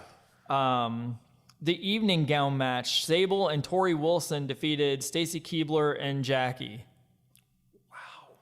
I think if there was... Russell, what's your favorite evening gown match? Because I know mine. I don't know if there was a good evening gown match. There was. Oh, was it Finkel and... Nope. It was the hardcore evening gown match, Pat Patterson versus Gerald Briscoe. It had to have been better than this. That was so funny. I loved it. Victoria over Molly Holly for the women's title, which was good. Okay. Undertaker against Kane again, this was the WrestleMania where Taker left American Badass and went back to being the dark side Undertaker, or the didn't dead last man. long. No. Eddie Guerrero defeated Kurt Angle to keep the WWE Championship. Oh, the finish Great to that match. was great. Fantastic. With the boot, yeah. the loose boot. He loosened his cowboy boot, and then Angle put the ankle lock on him, and his foot slipped out of it. And then Guerrero got Angle in a cradle and pinned him. Awesome. Triple threat match was the main event. Yeah. Benoit, Triple H, Shawn Michaels. I felt like they had a direction they were hoping to go, but they put Michaels in the match to make sure that Michaels and Triple H didn't let it fail. Yeah, that makes sense. Yeah. Like, it was a feel-good moment. They wanted to give him the belt, but they wanted to make sure it didn't fail. Yeah. Okay, so not a bad WrestleMania. Not a bad one. There were some really awful parts, and then there were some really good parts. So it's a mixed bag. So where are you thinking WrestleMania 20 goes? Probably that would be, I would almost say B tier. B tier. Better than what? Oh, maybe better than 8, but that's about as far as I would go with it. Better than 8, yeah. Yeah, it was definitely not better than 17. No. Okay. Now we have WrestleMania 21. This was a big one because this is where Batista and John Cena, the start of ruthless aggression pretty much, I feel like, because Batista beat Triple H and John Cena beat JBL to win the belts. Yeah, that's true. Yeah, those were good matches. Kurt Angle and Michaels was phenomenal. Yes. The first Money in the Bank match where Edge won it. Yep. Rey Mysterio and Eddie, solid. One of the better matches at the time that they gave Taker for the streak was Randy Orton, was this man. Yeah, that was one of his best. And then probably the worst match was Akibono and Big Show in a sumo match. You didn't want to see Big Show in a thong? I did not. Oh, because I thought you were saying I thought you said you had always wanted to see that. Definitely not. I misheard. You must have misheard. Okay. The women's title match was pretty terrible too. Not to anything Trish Stratus couldn't do, but I mean the match was Trish Stratus versus Christy Hemme. Christy Hemme had just won the Diva Search, and they were trying to do something with her. WWE had done this reality show like thing where they had this Diva Search where all of these women that they found in lingerie catalogs, legitimately, were competing to see who got a contract as a diva, which is what they called women at the time. And Christy Hemme ended up being the winner after week after week after week of just this awful television where these women were clumsily competing in these silly challenges on a wrestling show. And then Christy won. And I think even the casual fans weren't into her at all. So it's good that she lost. But yeah, just an awful experience from beginning to end. So WWE thought, well, you know what? That wasn't really that great. So we're going to do it a couple more times. Yeah, because let's keep trying because it had to have been somebody else's fault. Yeah, right. Yeah. So where would you rank this one? This one had some really good stuff in it. Yeah. What was the main event again? The main event, this one was the Benoit Michaels Triple H. That was, yeah. Oh, wait, no, this one was, I'm sorry, I misspoke. This one was Batista and Triple H. Batista and Triple H, okay. So, yeah, and then it was also Cena and JBL. I would almost put that as better than 5. Mm-hmm. Better than 3, but not better than 7. That would be fair to me. Yeah. Okay. WrestleMania 22. This is going to rank high for me for no other. This was the first ever WrestleMania that I went to live. Okay. So this was in Chicago. The main event was John Cena versus Triple H. Good one. Which was good. Yep. This was the night where we had the feel-good moment where Rey Mysterio won the SmackDown title. Oh, yeah, he pinned Randy. He pinned Randy. It was Randy, Angle, and Ray for the triple threat. Yep. This was also a big one for me because RVD won Money in the Bank. Yep. And I was a huge RVD fan. Edge wrestled Mick Foley in that hardcore match with the spear through the flaming table. Yep. Phenomenal. Yep. Shawn Michaels and Vince McMahon, no holds barred. Fun match, not where you want to see Michaels on a WrestleMania, but fun. Yeah, all the Vince McMahon matches at WrestleMania are usually very fun, because he lets you just beat the piss out of him and embarrass him. So that's good stuff. The opening match, Big Show and Kane defended the tag titles. Fun match for it, but it was what it was. Who did they beat? Who did they beat? I feel like that's a spot for La Resistance. I don't remember. Oh, it was Carlito and Chris Masters. These random tag teams, they just threw together, smashed people together and made them champs. For WrestleMania. Solid match overall. Solid show. I really enjoyed it. So which letter would you put? I would probably put it in A. A? Okay. Better than 5? Probably better than 5, yeah. Better than 3? Better than 3, yes. But not better than 21? Probably not better than 21. Okay. Then we have, what is this, 23? 23 in Detroit, Michigan. Okay. Cena versus Michaels in the main. Yes. Phenomenal match. Loved it. Hair versus hair. This was the Bobby Lashley Umaga match with the Battle of the Billionaires. That was fun. Undertaker and Batista for the heavyweight title. That's the start of Do-Rag Vince. It was. This was definitely the start of Do-Rag Vince. I love Do-Rag Vince. The Money in the Bank was fun. Mr. Kennedy won. At that time, they were planning on putting a lot on him. Kennedy. The ECW Originals versus the New Breed. I enjoyed that just because it gave people that were never going to have a WrestleMania moment. It was cool to see ECW on a WrestleMania. And Joey Styles jumping up and down to the ring Yep. to get to commentate at WrestleMania. Yep. Benoit and MVP was a solid match. Probably the only bad match on this show was the Great Khali against Kane. Oh, yeah. Yeah, I could see why they were interested in Khali. I could. Because they don't make human beings like that every day. But, you know, you need a very specific type of wrestler to ever make him look good.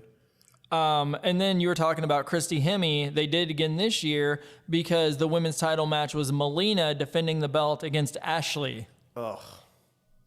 Massaro, right? Ashley Massaro, which Yeah. might have been worse than Great Khali and Kane, honestly. Yeah, yeah. No disrespect to either of those women, but, you know, they are a far cry from what we get today. Exactly. So I'm thinking that one is probably that is better than 5. Better than 3. Is it better than 22? It might have been better than 22. Not better than 21. I could go either way with that. I'm going to say it's not better than 21. Okay. 24. 24 was the one from Orlando, Florida. Big matches, but to me, it was career-threatening match, Shawn Michaels and Ric Flair. Yeah, that was just amazing. The ending, the emotions, the way you felt, fantastic. They did fantastic with that. The triple threat for the WWE Championship, Randy Orton beat John Cena and Triple H.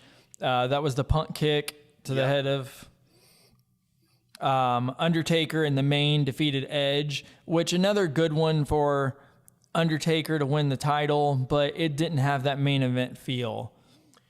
Yeah, like, because there was a time, and I think it was a few WrestleManias before this, where they were more aware of the streak. Because before, I think Bruce Pritchard had said it was just sort of a happy accident. Yeah, they didn't mean for it to happen. But then when they became more aware of it, they wanted to make sure that whoever beat him, it was the right moment. And because they had already made the streak a big deal, which I think started with Orton. Orton's the one that made the streak the big deal. Yeah, Orton was like, I want to be the first person to beat him. Yeah. I didn't realize this. Someone actually else brought it to my attention. But the main event, I don't think they played off of it as much as they could have, because up until this moment, Edge was also undefeated at WrestleMania. Yeah. So Edge was the world champion going into The Undertaker. The opener I thought was fun. They beat the hell out of each other, and that was JBL and Finlay. Yeah. That was fun. Wasn't great, but it was fun. It was fun. CM Punk won the ladder match that year for Money in the Bank. Finlay and JBL is a lot like watching the Steiners and Doom. Yeah. Or just any of those like older 90s matches where they beat the piss out of each other. Yeah. Good stuff. Battle for brand supremacy, SmackDown and Raw, Batista defeated Umaga. Okay, that wasn't bad. No, that wasn't bad. That was a fun match. The ECW championship match was what it was. Kane defeated Chavo Guerrero. Oh my God. We used to get Shane Douglas and Taz. Now we get Kane against Chavo Guerrero. And no like disrespect to Chavo Guerrero. 10-second match. Was it? It was short. All it was Kane chokeslammed Chavo and pinned him. Chavo was champion, wasn't he? He was. ECW champion. The guy that rode a stick horse. And then this was also the big money match. Not great, but had a lot of nostalgia to it, was Floyd Mayweather and The Big Show. Yeah. Prior to that, I think during the build-up to that, Big Show told Floyd to hit him. And Floyd broke his nose. Yeah. Yeah. He broke the nose of like a 500-pound guy. You know? Oof. I mean, I didn't hate that match. I didn't hate it. It was good. It was one of the better ones. Big Show did pretty well with it. But my expectations aren't what I would have had if I saw like Michaels and Angle wrestle. Exactly. My expectations are going to be high. They weren't that high for Mayweather and Big Show. No, definitely not. I would almost say that's about like a high C, but I don't know. A high C sounds appropriate. Yeah. Yeah. Because there was a lot of like bad stuff on there. There was. Shawn and Flair couldn't make up for the rest of that. Shawn and Flair could have been the main event. Yeah. Then we have, what is this, 25? 25 was another solid one in Houston, Texas. I want to just say this before the 25th WrestleMania is not the 25th anniversary. Okay? Because let's say the day you get married isn't your 1 year anniversary. That's true. It's the end of the first year. That's true. Is your first year. So this is actually the 24th anniversary of WrestleMania. It is. But WrestleMania 25 nonetheless. WrestleMania 25 nonetheless, which was overshadowed by Taker Michaels. Yeah, Taker Michaels won. Yeah. Which was good. It was probably their best match they had there. You didn't like the second one as much. I did not enjoy the second one as much. I thought this one had the better feel to it, especially being there in the crowd like that, just watching them do. Oh, you were there. I was there for this one too. Okay. It was a great match. Triple H and Randy was the main event. Yeah. Loved that match, but you can't. It was hard to top Shawn and Undertaker. You were already on that high roller coaster from them too. Yeah. That I felt like they couldn't beat that. I feel like there were WrestleManias where they shoehorned themselves into making the world title match the main event when it probably shouldn't have been. Yeah. Like 18 and this one. Mm-hmm. I would agree with that. Yeah. This was definitely in that category. Those were the big two matches. Jeff Hardy and Matt Hardy had that hardcore match against each other. Ugh. I didn't like that. I was not that into that match. Jeff Hardy versus Matt Hardy hardcore match sounds like that's going to be pretty fun. And it was the opposite of fun. Jericho wrestled the Legends on this one because this was coming out of the Wrestler, yeah. where Jericho beat Steamboat, Piper, and then he took the punch from Mickey Rourke. Yeah, because he was going to have a match with Mickey Rourke, but they couldn't get it finalized. Yeah. So he had the match against the Legends. And then Steamboat was the last legend. And Steamboat was surprisingly Steamboat was good. solid, yeah. But then, David Otunga ended Steamboat's career. Really? Yeah. They were doing, I think they were doing like mocap or something for a video game. And Otunga had hit a move on Steamboat, and that did it. Oh, wow. So not even in the ring during a show or a match. It was for like a video game, and boom. Damn. Out. Done. Yep. Dunskies. So I'm thinking 25. Had some really good stuff. I'm thinking it is... it's maybe right here. I could go with that. That's Yeah. fair. Then we have, what is this, 26? 26. Yeah. This was in Phoenix, Arizona. HBK Taker 2. HBK Taker 2 was the main event. Very good feel to the match. I didn't think the match itself was as good, but you had as good a build-up as you could have to that match. Well, having the storyline going into it being like he's putting his career on the line made that match better. It did. You had CM Punk and Chris Jericho for the title, which was good. I didn't like the fact that it ended in a count out. But being that it was third from the main, because you had, after that, you had Cena and Batista, and then you had Michaels and Taker.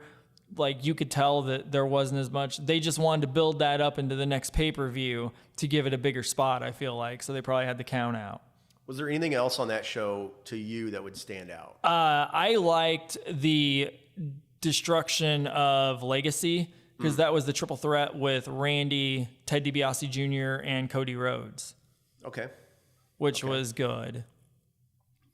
I think to me, like, Michaels and Taker was awesome. But there wasn't much else to me that would say that was a great WrestleMania. No, Batista and Cena had a lot of build up to it too, but I would agree. So I'm thinking it's B. I would go B. B, but better than what? Better, maybe better than 8. 8? Yeah. So better than 8, not better than 20. No. Yeah. That's probably fair. So then we have 27. 27. Watching this one, this was one that I didn't get as into, which might not even be the fault of WrestleMania. I had moved a couple times, so cable I didn't have for like a couple months, so I didn't really get to watch all the storylines and the build up to it. The main event was Miz and John Cena. Oh, that was good. That was a decent match. I personally thought the best match on there was Triple H and Undertaker, because Triple H was trying to avenge his friend's career. Yeah. That to me was the best match. This was actually, and I was surprised because she did a lot better than I expected her to, but this was also the Snooki Mania, where Snooki teamed with John Morrison. And she did the backhand spring, backhand spring thing, and the elbow in the corner. Yep. Yeah, that surprised me. Edge's retirement, because this is where he wrestled Alberto Del Rio in the opening match, which was weird for an opening match to have a world title. Yeah. Del Rio beat him, right? Edge retained and then forfeited the belt. So that had to have shown how little they thought of Del Rio. Yeah. Was, oh shit, this guy's retiring. Oh, let's not put the belt on him. Del Rio was like somebody that was like good, but like to me it was like if there's no one else you can think of, you would go with him. Yeah. Because everyone else that was supposed to be at his level was way better than him. Well, they were. His mic work was a little bit above some people's, but that's about it. Yeah. Okay, so where would you think this one would go? I would almost put that one in C tier. C tier, yeah. Probably better than 15. Yeah. Better than 12? Probably better than 12, but that's about it. But not better than 24? I don't think so. No, yeah. Okay, and then we have 28. Rock and Cena. Yes, Rock Cena 1. Taker Triple H 2. Yep. That was the big cage match, which was phenomenal. Yeah. And then you had, but I don't think that there could have been anything bigger than Cena and Rock. No. The way that was pushed, Rock had come out the year prior to host WrestleMania, and they were starting to plant the seeds of him and Cena. And then Rock had his first match back at that Survivor Series before, teaming with Cena to beat R-Truth and Miz. Mm-hmm. And then here we are at WrestleMania after that, and The Rock beat him, which I was not expecting at the time. you had Machine Gun Kelly out there to sing Cena to the ring. Yep. And Flo Rida for The Rock. And The Rock came out and I think had a flamethrower. He had a flamethrower. Jesus Christ. They went out and did everything you could imagine to make this thing big. And it was. And I was shocked that Rock beat him. I was too. The once-in-a-lifetime match. You had CM Punk and Chris Jericho for the WWE Championship, which was not bad. Yeah. But it did not compare to Hell in a Cell or the once-in-a-lifetime match. No. The opener was fun. That was when Sheamus beat Daniel Bryan in a matter of seconds. Oh, yeah. So people shit on that when it happened. But that actually, to me, helped make Daniel Bryan's career. It did, because it kind of took him away as a babyface. Yeah. Because he was the heel with AJ Lee, and she kissed him, and it was like the kiss of death. Yep. Because she kissed him, and he turned around to the brogue kick. Yep. After that, he was the underdog forever. Mm-hmm. Loved it. Weird Intercontinental title match. Big Show beat Cody Rhodes to win the title. Yeah. Kane and Orton, solid. I think Cody came out with the face protector. He did. He had the face protector on. And he wore the face protector to protect himself from Big Show's fist. Yeah. Yeah. Yeah. So all in all, pretty good match. Or a pretty good WrestleMania. But as a whole... As a whole, you're probably low B, high C, personally.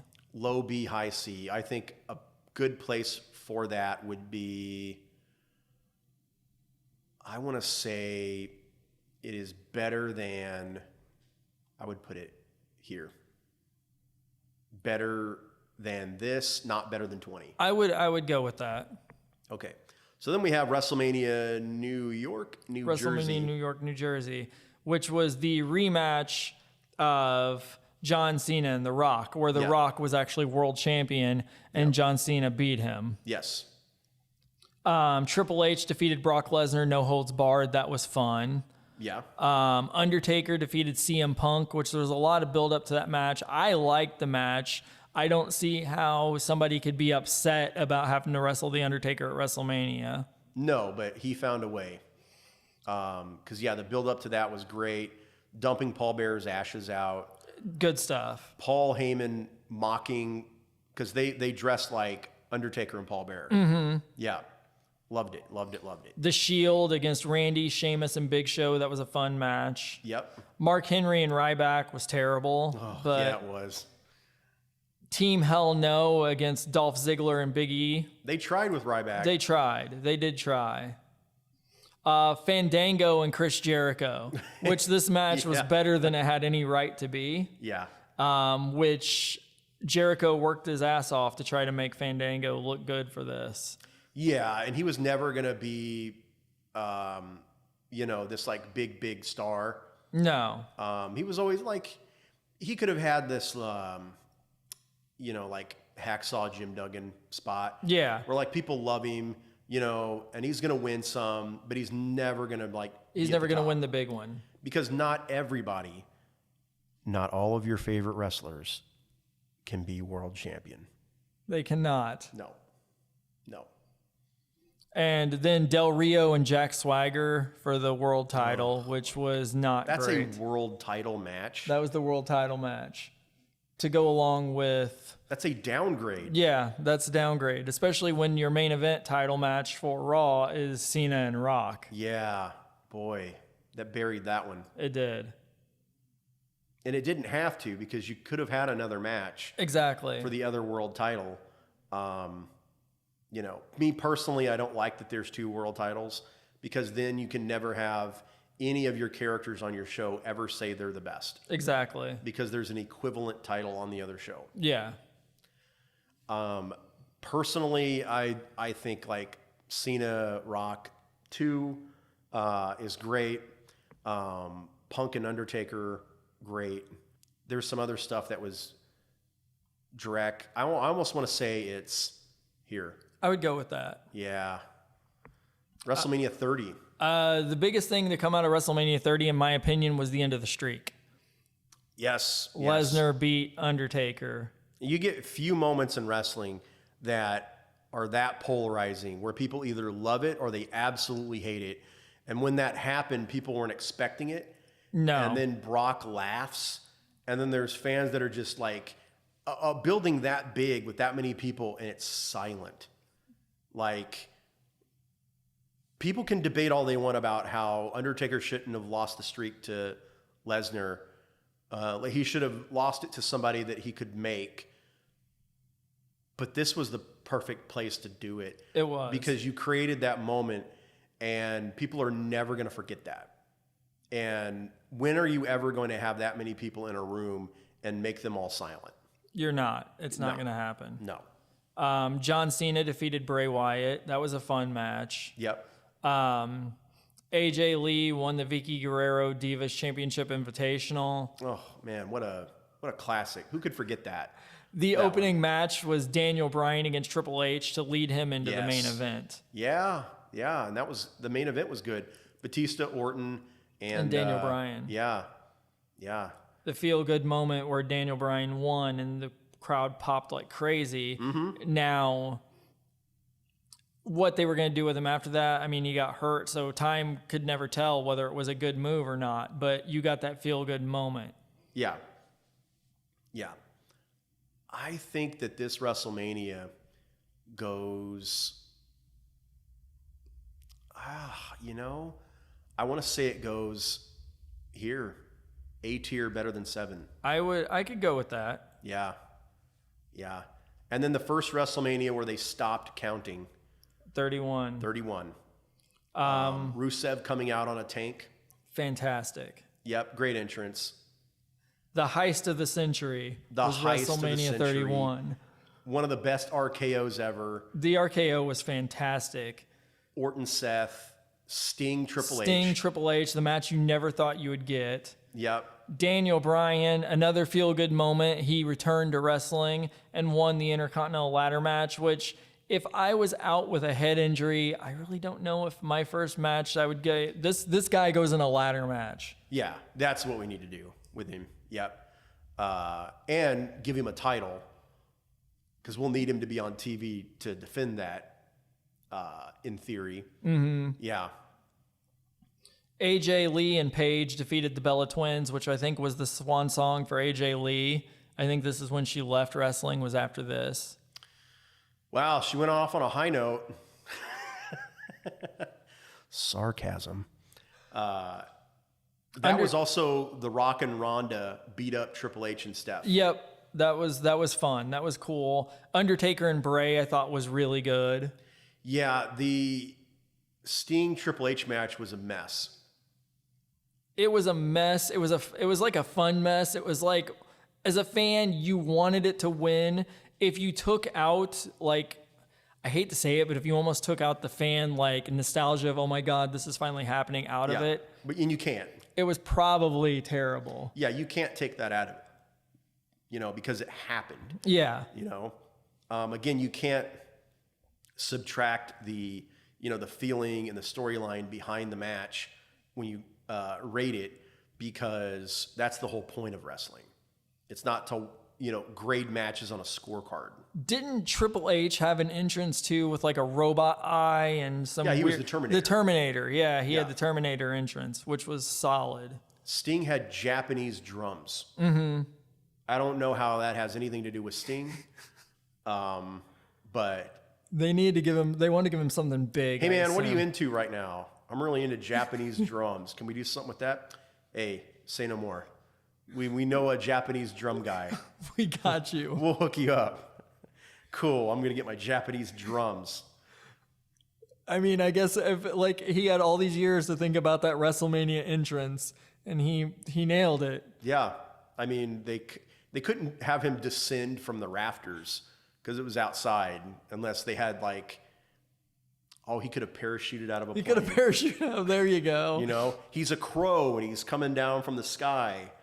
Caw, caw, and then he lands, hopefully in the ring. Hopefully in the ring, but probably would miss, land on a fan. Yeah. Little stinger. Little stinger, You need to watch out for the little stingers, okay? So where would you rate this one?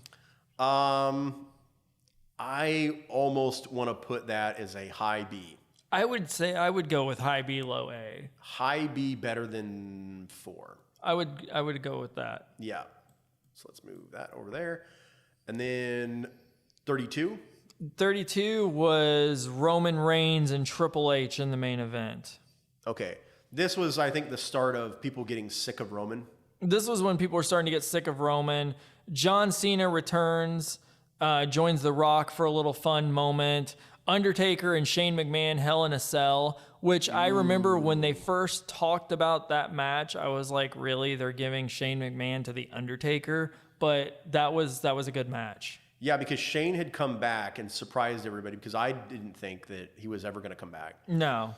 And everybody popped. Everybody loved it. And then Vince is like, okay, well, you want to take control? You want to, replace me?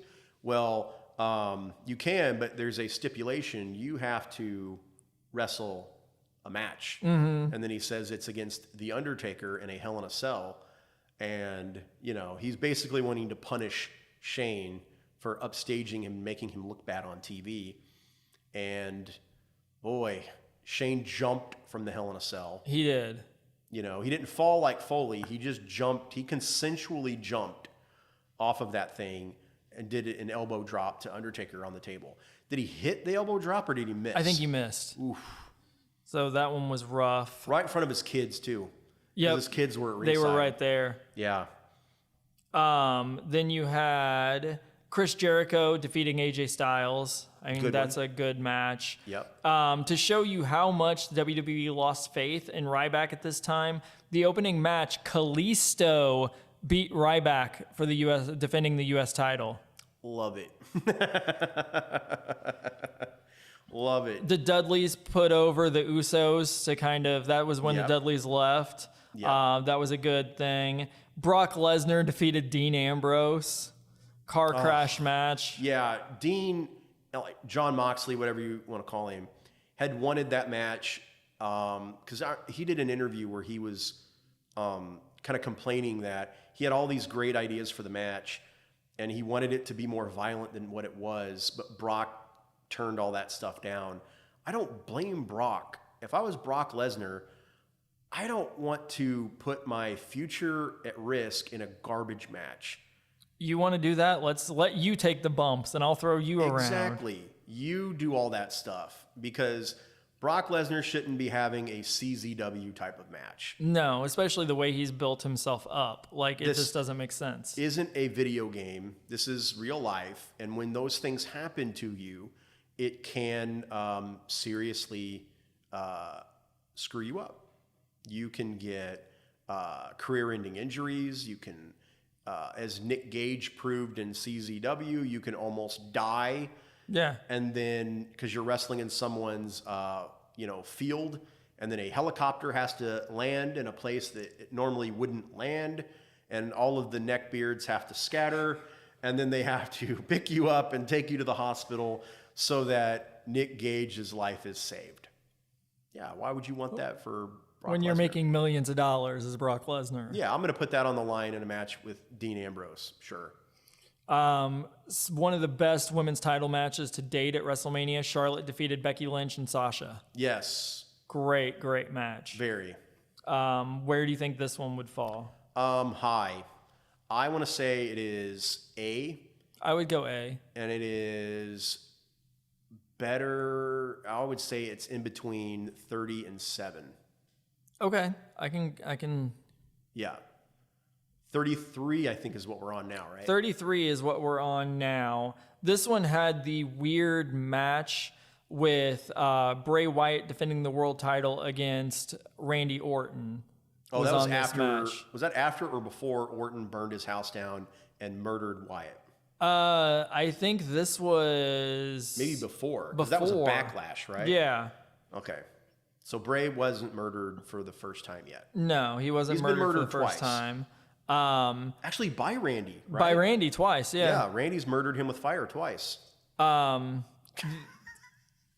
The Undertaker lost to Roman Reigns. That was another big match. Good Taker match. and Reigns. Yep. Goldberg beat Brock Lesnar for the world title. Okay. So another fun match, but it was what it was. It was what it was. I mean, your expectations are different. Shane McMahon and AJ Styles actually was a really good match. Yes. They had Dean Ambrose against Baron Corbin, which does not sound great. Chris Jericho and Kevin Owens was good. Yep. Bayley, Charlotte, Sasha, and Nia Jax was a decent match. Yep. Shane McMahon and AJ, which was way better than I expected it to be. Another Shane McMahon match that he pulled it off. Yep. He doesn't suck. He doesn't. No. John Cena and Nikki Bella beat Miz and Maurice. Okay. That was good. So that was pretty much this. And then after the match, he proposed. Yeah, and after that, he proposed, which went well.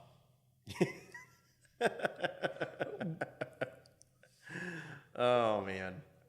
So I mean, overall, it had a lot of good stuff. I think we might get some heat for putting a lot of these over, like, say, 3 and 5. But again, historical significance is only going to get you so far. It's only going to go so far. Yeah. And this one I want to say is, to me, probably in between 7 and 21. I could accept that. Yeah. Okay. Then we have the New Orleans WrestleMania. One thing I will say too for this one, out of all of the ones I had been to, this was probably my least favorite WrestleMania. Really? Yeah. Okay. Brock Lesnar and Roman Reigns was the main event. Okay. I felt like it'd been done a couple times. I don't know how watching it came across on TV. I also thought this was kind of insulting, but throughout the match, if you ever heard the crowd popping, at random times where there was downtime, people were playing with beach balls. Oh, okay. I didn't know that. Yeah, there was a bunch of beach balls just flying around the arena. Oh, okay. Good to know. AJ and Shinsuke Nakamura, which I liked that. Good. Kurt Angle and Rousey against Triple H and Stephanie was good. Very good. That was was match fun. of the night for me. Charlotte Flair and Asuka was also solid. Also good.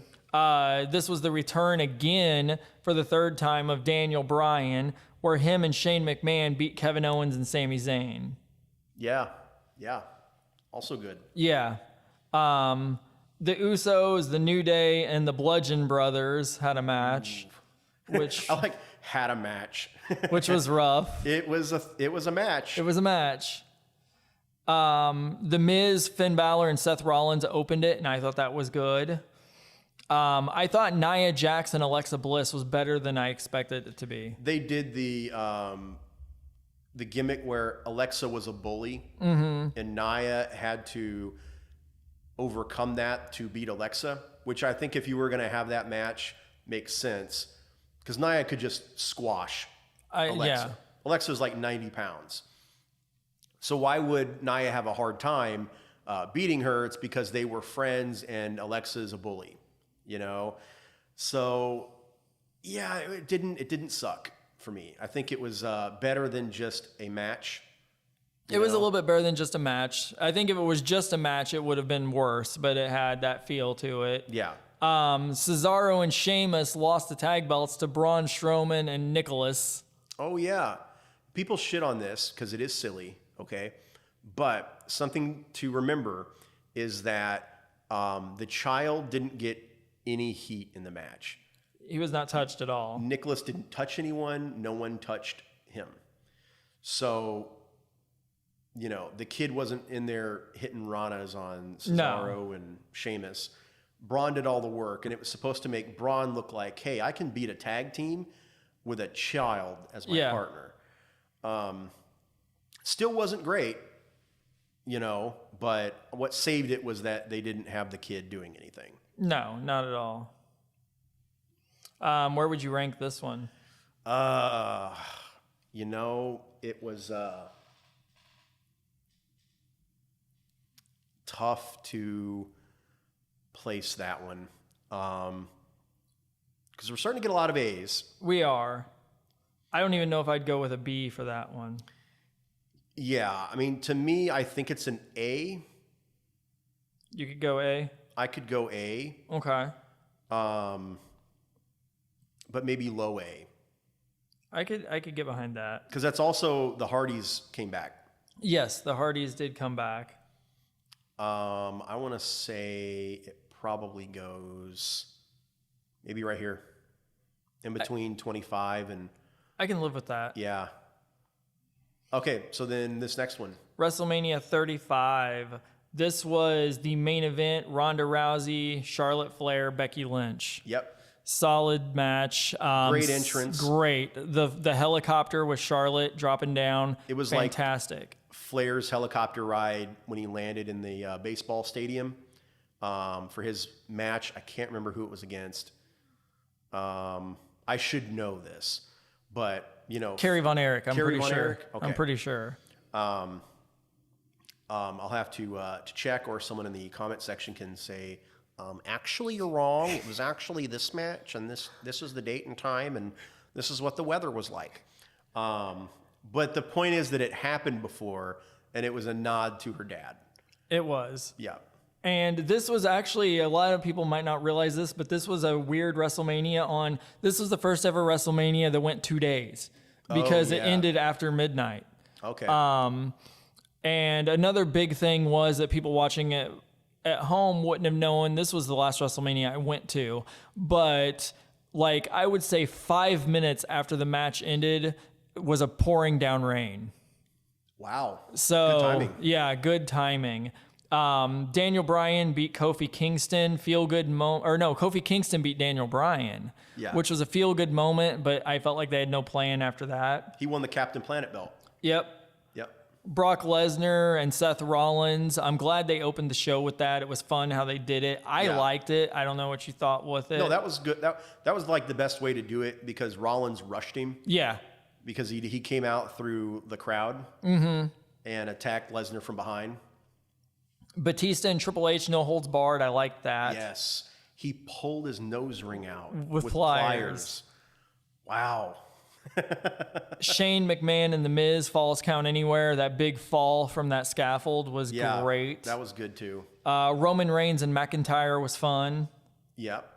The Iconics won the women's tag team titles. So if you're ever going to give them a moment, the WrestleMania with that belt is that time. Yeah. Samoa Joe and Rey Mysterio. Okay. Wasn't bad, really short. Kurt Angle's farewell match against Baron Corbin. Ooh. A little bit rough. At that point, I think WWE was just trolling internet fans by giving Baron Corbin almost everything that they wanted, just to make them mad. Yeah. Oh, you don't like him? Well, he's going to win. He's going to win this. He's going to do that. Oh yeah, you don't like him? He's going to beat Kurt Angle. You know.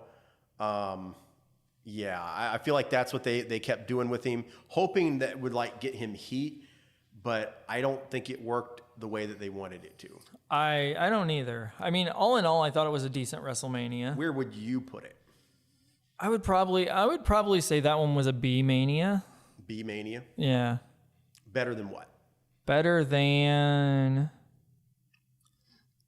I would almost say better than 26, but that's probably about where I would go with it. Better than 26. Yeah. Okay.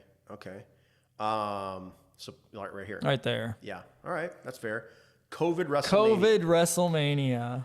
That's a tough one because a lot of the appeal of WrestleMania is getting to perform in front of fans and getting those reactions and getting those really cool moments. And you couldn't get any of those moments with this WrestleMania. No. So there were good matches, but a lot of it just felt flat because there were no fans. There was no crowd to get behind it. So it was just like, this is fake WrestleMania. And it was the first official 2-night WrestleMania. Yep. I loved the pirate idea, the Weekend theme song. It was great, but it sucked that because of circumstances, guys like Drew McIntyre didn't get their big moment. Right. Braun Strowman, same deal. Braun fought in a fucking swamp. Oh, this one was him and Goldberg. Oh, was it? Yeah, this was him and Goldberg because Roman was, because of his medical condition, he was afraid of coming out. Oh. So they put Goldberg and Strowman because it was supposed to be Goldberg and Reigns. Oh, that was an awful match. Yeah. Yeah. But it was also Braun's first world title match, so not having it in front of anyone kind of. Yeah. Oof. The Boneyard match was probably the best that they've ever done with a cinematic match. And then the other cinematic match was Cena and Bray, which did not make sense to me. No, I hated it. I hate to do it to them, but I almost think this is a D WrestleMania. Yeah, this is a shit tier WrestleMania. I think that some of those matches really made it stink. Just because the crowd wasn't there. Okay, because like Rhea and Charlotte, great. Didn't they have Gulak and Cesaro? They did. Yeah. So it is not as bad as 9. No. It is. Is it better than 11? I would almost say no. Okay. There we go. And then Pirate WrestleMania 2, Electric Boogaloo, 2021. The pirate theme, when it actually you got to see it, looked fucking amazing. It was cool. Yes. Bobby Lashley and Drew McIntyre was okay. Bad Bunny did way better than I ever expected him to. Yeah. But he had opponents like Miz and Morrison, so I mean they probably made him look even better. Yeah. Bianca Belair and Sasha, fantastic. Yes. Kevin Owens and Sami Zayn was fun. Yep. Sheamus and Riddle was fun. Yep. Rhea and Asuka. Great. And then you had Roman versus Edge and Daniel Bryan in the main event of main events for the main event. Because the first night main event was... Okay, and that one was good. Yeah, that one was pretty good. That was when he stacked them. Yeah. He stacked them up and pinned them both at the same time. So, this WrestleMania, where would you rank this? Oh. Definitely not a D like the Definitely one not a prior. D. I would maybe say C. C. I mean, I love the Sasha Bianca moment, Yeah, but like there wasn't much else. No. I think a high C. I would go high C. And then Last year. 2022, WrestleMania 38. 38. I thought that was a really fun WrestleMania. You had Austin and Owens, Yep. Sami Zayn, Johnny Knoxville, Yep. which had way more entertaining than it had any business ever being. Theory and McAfee. Yep. Yep. I thought it was definitely a high WrestleMania. To me, this is maybe controversial, but I think that there were only a few matches that weren't Great. like great. They didn't there, and those matches didn't suck. No. Don't get me wrong, but it was just like big moment after big moment after big Cody. moment. Yeah, And Cody getting to play coming back. that. And his, not only like, I kind of expected Cody to come back, but I never expected that music to hit. To him be the American Nightmare, to keep the same theme music, to come out in the Homelander gear, and Steve Austin actually wrestling.